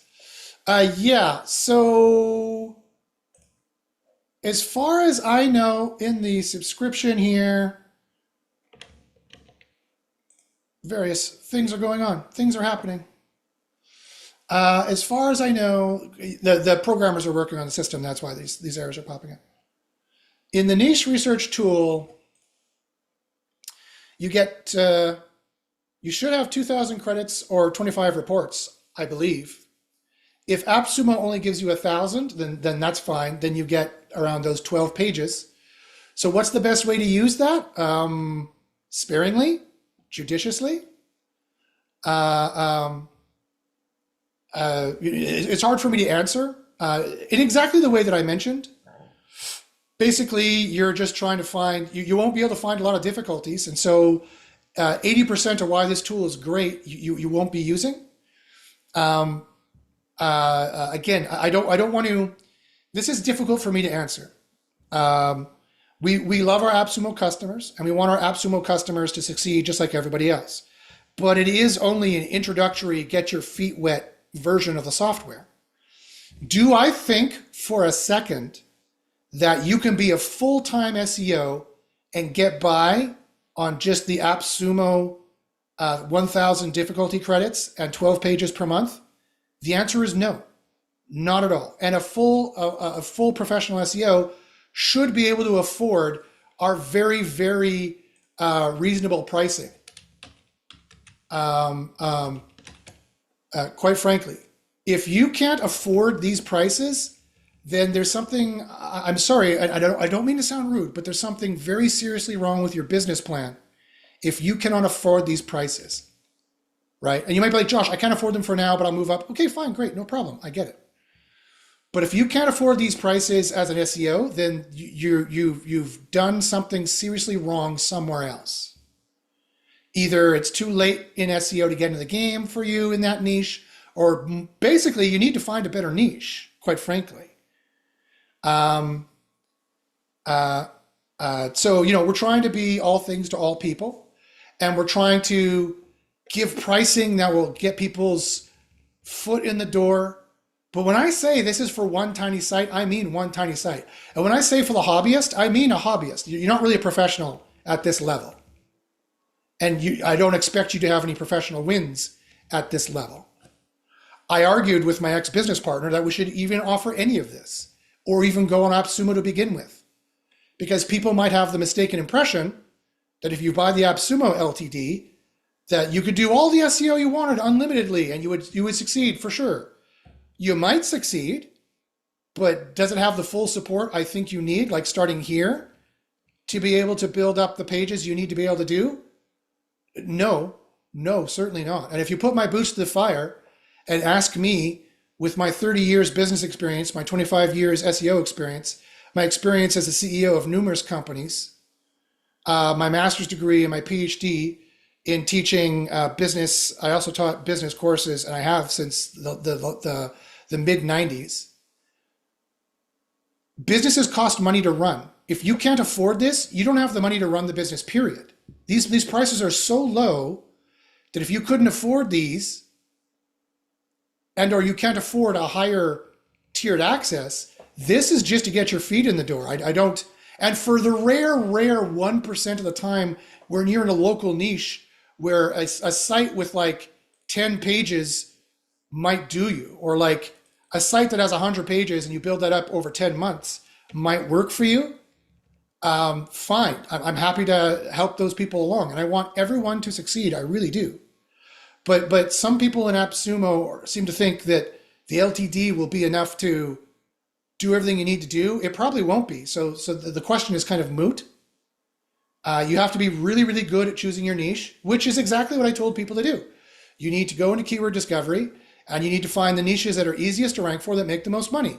And then you need to upgrade your package as soon as you can, so you can continue on that path of competing at the level you need to compete at. And so I'm sorry inflation exists. I'm sorry the world it is the way it is. I didn't cause this problem, and I sure as fuck can't fix it. I recognize it, and I'm in the same boat with you guys. My groceries cost an arm and a leg too these days. And I lost a lot of students out of SEO University who were right along the red line and were not building up their business in a way that would make them risk-proof in the future, which is what I recommend they do for years in SEO University. They didn't listen to me and they paid the price. Whereas my other students who did listen to me and diversified their business and made their business risk proof are making money hand over fist in this new environment because there's so much money to make, right? There's so many niches that make such good money that there's hardly any SEOs working on anymore. SEO is like a grave, like a ghost town now at the high levels. It's the world is our oyster. There's never been a better opportunity to make money in SEO than now, if you're using the right AI package. And of course, I would say my package is the best one. That's not just ego saying that. That's 10% ego and 90% just fact. Show me another AI tool that comes even close to mine. There are none. There are none. In doing the actual things you need to do, and not like one bullshit SEO score and has just one prompt of ChatGPT generating shit content that they don't even tell you is shit content because they don't even have a helpful score or of any kind. And maybe some are starting to copy me now. There are some copycats out there, but we are well above and beyond what anyone else. I think it's fair to say we're well above and beyond what anyone else has said there. So again, I'm sorry, guys. I know people get pissed off when I give them the unvarnished truth of the viability of SEO at a cheap level. It takes money to make money. You know this. I didn't make up that saying. And you're going to have monthly costs. If you can't afford these low costs, what are you going to do for traffic and links? Right? As everyone knows, SEO takes money. So if you are so close to the red line that when you found me or I found you, you're like, Josh, I can't afford it. Okay, well, sorry, you got to get a job somewhere else. SEO is not for you. And don't think because we did an AppSumo Limited with an obviously very limited, very, very generous, because it saves you hundreds and hundreds of dollars, but a very limited, appropriate amount of credits to get your feet in the door and see how it works. Don't think for a second that we're saying that's all you need to do and you're going to be the next Bill Gates of SEO. That's just not how that works. I'm sorry. And again, I didn't make it this way. I didn't make your life the way it is. I didn't make inflation the way it is. People seem to want to blame me for this. I didn't do it, sorry. Nick says, combine the two and succeed. Exactly. Start with the limit. That was the plan. That's our plan. If you ask me, what is our plan for you? Our plan for you is start with the lower cost price or start with the AppSumo Limited and then work your way up as you get more clients and customers and more pages ranking to what would be a sustainable engine for you to sustain like an SEO professional trying to rank on competitive sites and have making 5, 10, 15, 20, 30 grand a month easily if you've got the right niches and you've got the right tools and engine going on. I've shown you one of the niches, crypto. There's other ones as well. Okay, oops. Close that. Okay, so I hope that helps. I apologize. Again, I don't mean to rub salt in anyone's wounds, and I don't mean to piss anybody off. I'm on the spectrum. I'm autistic, and autistic people tend to be pretty blunt. I'm trying to sugarcoat it. Nick says, if you have both, do you combine credits? Yeah, the credits should combine. Again, I didn't make this system. I didn't make the AppSumo system. That was my predecessor. So I can't answer all the questions about it. I did decide to maintain it to help those people out. But they're supposed to combine. If they don't, they should. If they don't, let me know. But it takes money. It costs me more money to serve the AppSumo people than I make money off them. So I have a business to run too. So get the deal while it's hot, guys. Get the deal while it's hot. And I will help you as much as I can because I do honestly want everyone to succeed. I really, really do. Okay, somebody asks, can we still make money from boring informational sites like weather? No, no, you cannot. I'm 99% sure, 99% of the time, that's not going to work. Generative search is going to eat your lunch. It's going to take all your data. And why would Google ever rank a weather site that is not the official weather organizations of the planet? So no, that's not going to work. What you need to do is you need to find niches here that make the money. If you're like, I don't know what niches make money, you can just put in things like I've done in my other account. Let me show you. Let me show you my other account. It was having trouble logging in the other day because the programmers are working on stuff, making stuff better.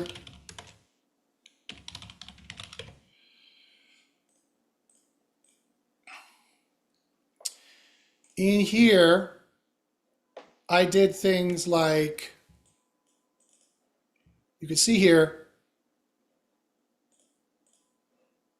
I've done just general ideas like travel. How much money is behind travel? How much money is in home security? How much money is in weight loss? How much money is in web hosting? How much is in just Java, PHP? How much is in bathroom remodeling, period? Actually, that was for Los Angeles. How much is in SEO training? You could put just general ideas up there. If you join SEO University, we have access to this as well, and you will get access to it as a student. I need to go find my login name here. Hold on a second. Let me go here, find it, show you. Where is the exploding topics? Don't tell exploding topics. Exploding topics, login, where is it? Here it is. Boom, boom, boom. Boom, boom, boom. Okay, let me log in. Boom, boom. Does this login still work? Please verify the CAPTCHA. I am a human. Here we go, good. Now let me share my screen again for you. In SEO University, we use this. We have this exploding topics database where we look at the trends. You can look in business and you can see all the things here that are making money in business. You can see all the things here that are making money in beauty. We have all the niches here that would help you succeed. For an affiliate play, a rank and rent play, a digital real estate play, where you rank up a site that's ranking for hypochlorous acid spray that will be worth $100,000 in monthly revenue, and then you sell it on Flippa and you make a lot of money. Or if you're an in-house SEO and they're like, what should we go into? If your CEO comes to you or your client comes to you, you can get the ideas from here and then you can check them again in SEO Copilot to see how much money these kinds of things make. So there's tons of, look at all the niches here that make so much money, that are big. The economy at the upper levels is booming. The US economy has never been better. It's just the greedy, since COVID, they realized they could raise prices on all the pocketbook items and they haven't reduced the prices yet. Although the FTC is trying to work on them to do so. And that was around the world. In Canada, it's exactly the same. They're like, oh, people will pay higher prices? Great. And so they haven't brought the prices down since COVID. Okay. And so no, I would not try to do that. That is 15 years ago tactic. I'm not poo-pooing the idea. I'm not wagging my finger at you in any way. This is not going to help you succeed. What's going to help you succeed is going into SEO Copilot, putting in ideas. If you need just general ideas, it sounds to me like you need just general ideas. Put in general ideas like business services, products. Run these general ideas. Let me get rid of this. As I believe I've done that here. Boom.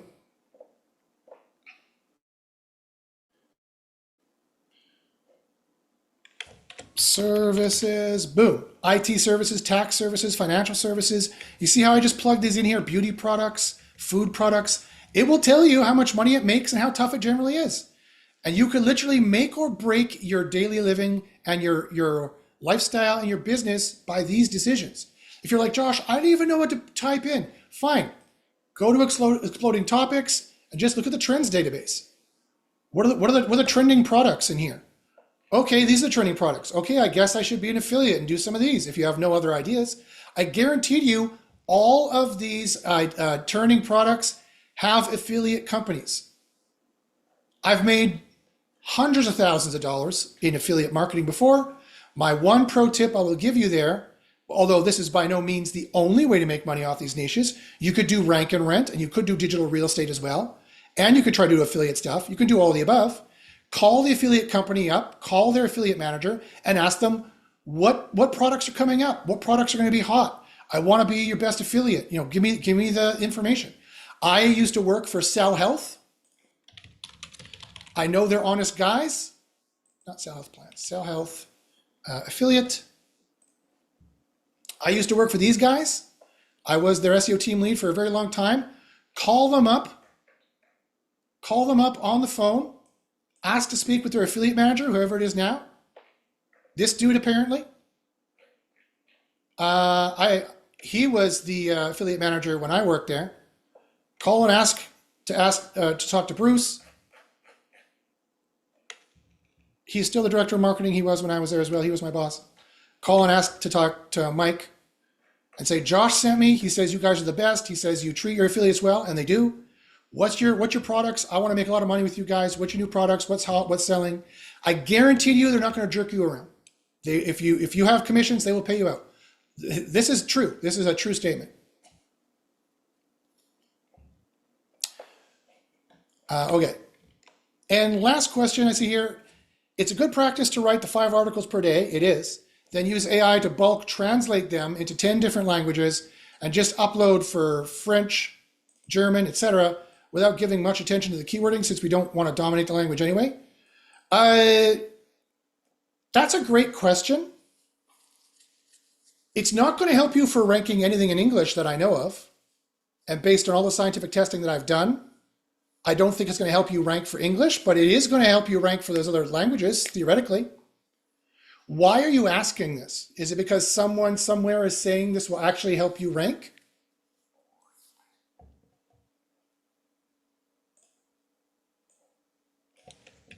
For English, if you want to focus on English? Let me know. Okay. So Bruno says, so it's mandatory for us to have our own product business or affiliate to associate content with it for software as a service, so we can get clients from all over. Yeah, well, I mean, you can. I mean, if you're making French and German content, then yes, it might rank. But you shouldn't just translate. You shouldn't AI bulk translate, because as you're right, you're not going to get the keywording right. You're not going to get the keywording correct. What you need to do is you need to run those you need to run those as well. You need to go here into SEO Copilot, and in Keyword Spy, you need to write en français, if you want to rank en français, the keyword you want to rank for, and then choose Paris or France, or just choose France, right? Or choose wherever it is, or Quebec, or whatever it is. And then you will get the right kind of keyword information, and then you generate it in the right in the right language with the right keywords. So you can still do it automatically, yes. And will having French content help you rank for French? Of course. Same thing applies. The language is independent from everything that I told you. Now, does the AI do as good a job in French and German? Not quite as good a job, in terms of sometimes it gets confused and makes English content anyway. But in order to get around that, it's not hard at all. What you do here is you say, make sure to write in French. In fact, you say it en français. However you say, make sure to write how to rank in French. Make sure you write in French. You say that here. You could even say it here if you need to, and say it here if you need to. And if it still doesn't, then you say CP, hey CP, here's the article. Please translate this all to French. And it'll do it for you. It still will be faster, cheaper, better, and easier than getting a French writer to write it. And it will also have the right scores that you can then play with to get the right scores. All right, guys, any more questions? Fire them in there. I'm happy to answer any questions. Ask me anything about SEO. I'm happy to answer that for you. Boom, boom. Let me see what kind of questions you guys have here. Any questions at all? Benjamin says, how do I find the coupon code? I'm going to share it with you guys on the YouTube in just a couple seconds. Nick says, that statement is true. Josh really does care and tries to help as much as possible. Thank you, Nick. I didn't even have to pay you for that, that testimonial. That was an unsolicited testimonial. Nick says, Benjamin, the code will be shared here at the end of the live. It's available to current customers on our Zoom call first. That is totally correct. That is totally correct. And the live will be ending now, unless you guys have more questions. Please, if you have any more questions, let me know. Nick says, organic is best. I agree. Thanks for another great session. You're welcome, Nick. All right, guys. Any more questions at all? I know this chat is about 10 seconds behind, so I'll give you guys about 10 seconds to answer there. If there are any more questions, please, by all means, fire them in. So who's pumped? Who's pumped to make a lot of money with SEO Copilot? This is, guys, I've been doing SEO 25 years, and this is like the early 2000s again, because there's so many niches that have been blown away by competitors that Google has destroyed and are wide open to make money. You know, now's the perfect time to get into SEO full-time, do it properly. You know, if you need to learn how to do it, by all means, join Underground SEO University. I have very cost-effective pricing for that. And or use SEO as a side hustle. Build up slowly with the pricing and move on, and use the 30% discount. The 30% discount on some of that low-level pricing, it makes it so cheap. It's so cost-effective. It has never been more cost-effective to make SEO pages or do SEO research than it is right now. Nick says, do I have access to exploding topics, or is that something different? Nick, if you are a current student, SEO Copilot, you sure do. Just search exploding topics and you're going to find the password just like I just did. Let me log out so that if you log in, they don't complain. Hold on one second. Let me go to exploding topics. Don't tell exploding topics that we're sharing the login. There, I logged out. So go ahead. If you're a student, you find it in the chat. Go ahead and log in. Nick says, I'm not a student yet. No worries. That's on the horizon. Awesome. We'll always be here, Nick. Although we are discovering new ranking factors all the time. So the sooner you join, the sooner your game will explode by 100% for sure. Bruno says, I always freeze on what to start writing about after niche selection, like a long-term plan. Usually end up going to a competitor sitemap and get all their URLs to catch the keywords. That's one way to do it, Bruno. That's a great question. Let me tell you how we would do it. So this is what we would do. Let me give a whiteboard. Can everybody see the whiteboard? Let me know if you can see the whiteboard. You see it? Do people see it here on the YouTube? Do you see it on the YouTube? Do you see it on the YouTube? I hope you guys see it. If you guys can't see the whiteboard on the YouTube, let me know. I think I'm presenting this to YouTube. So we do site construction like this. This is the only piece of proprietary information from SEO University I will give you, and it's not complete, but it's enough to get your feet wet. This site structure is worth about 40% of your rankings to get it right. And I'm giving you about 50% of what you need to know about it. To get the rest, please join SEO University. I can't give this away for free, and I can't do it publicly because then Google will know I know this, and then it will change it. They have before. They have before.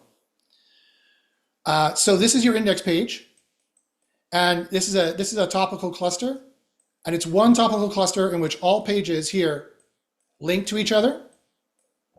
A very special way you need to link to each other on the page. All of them are off the root. There's the name there, and they're all linked to each other like this. So they all have the same amount of links. I've already said that publicly, that, you know, if you have 40 pages on your site, all 40 ranking pages should link to all 40 ranking pages. If you have 40 ranking pages on your site, but 30 of them link to each other and 10 don't, so that 10 of your ranking pages only have 10 links and the other 30 have 40 links, then the 10 that have 10 are not going to rank as well. Or Google is going to make the choice that you should only be ranking for those 10 and not ranking for the 30. They look at site structure. Google looks at site structure. Google looks at site structure. You must get that correct. So on your index page, don't look at what the competitors did because they may have done it wrong. Never, this is why I hate competitive analysis, because usually what ends up happening in my 25 years of doing SEO and my 20 years of teaching it, 10 in SEO University. I've taught in SEO at university level before, but not at my own SEO University. What usually starts happening when you look at the competitors is you just start absorbing their mistakes, and it's not a good business strategy. Because if you're just doing what your competitors are doing, fine, then there's no way to get ahead of them. Then it comes down to having more links than they do. And buying links is a terrible, terrible, very risky thing to do. You should not go buying any links until you join SEO University and learn the proper way of getting offsite signals, and that there are far better offsite signals than links anyway. You could literally destroy your business with purchasing the wrong link or purchasing links, period. Don't do it. I'm here to tell you, don't do it. I don't want to see you fail. I want to see you succeed. So what do? Well, you go into keyword discovery. Your index page hopefully is about hopefully your index page is about a topic that you can rank for, but basically it's an umbrella content. It's an umbrella content to which all these pages fall underneath the umbrella. So for example, for that Jaguar parts customer, the index page would try to rank for Jaguar parts because that's generally what he sells. And then all the other ranking pages would be individual kinds of Jaguar parts. So it's all under the umbrella of Jaguar parts because that's what he sells, right?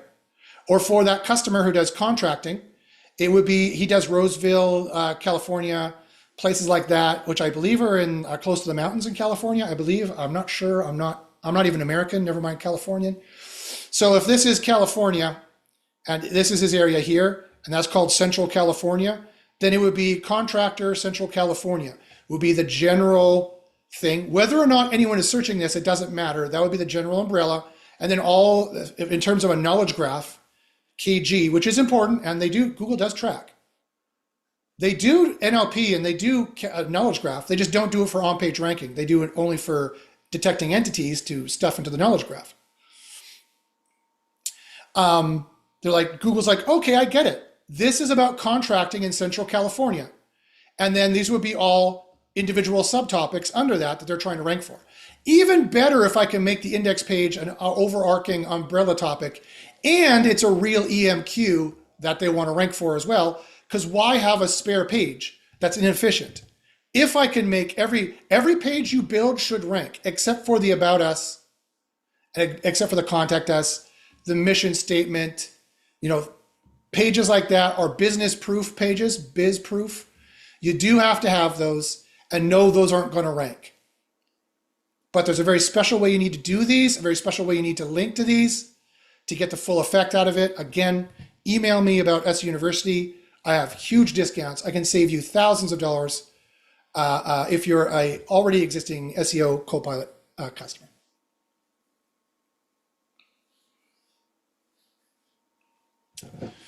So in general, that's how I answer your question, Bruno, is that don't look at the competitors. They probably have done it wrong. And if all you do is look at competitors, then you can never get ahead of them. You need to know the principles of how the ranking factors work. That knowledge is power, as Francis Bacon said in the 1500s. And he was right. You need the knowledge of how to do the rankings. Luckily, most of it is built into SEO Copilot for you. A good 60% of the on-page factors, most of what you need to succeed, is built into SEO Copilot for you. And it's written between the lines and the spam score and things like that, and the way it's structured.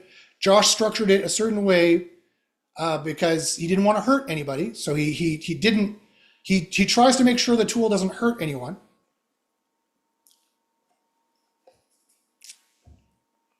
And this is the way I would structure it. Does that make sense, the umbrella topic, Bruno? Does that make sense, my friend? Did this end up on YouTube at some point? I don't see this on YouTube. Oh yeah, I see it on YouTube. Great, okay.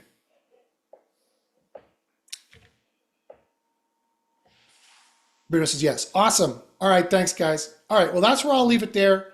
Unless anyone has any other questions, please by all means, fire them in there. There's the link to the whiteboard for anybody here who was on the Zoom call. If you want to sign up to get into these Zoom calls, by all means, go here to the site, and under resources, you can sign up here for the live SEO Copilot training. We run them pretty much weekly. This one was full, but all of November still seems to be open. You can sign up for them. Sometimes I have to take a meeting, so I can't guarantee it'll be all these Fridays. So sign up, and you too can get access to some of the secret information and have first access to the coupons. So As promised, here's the coupon code for the people here in the tube use.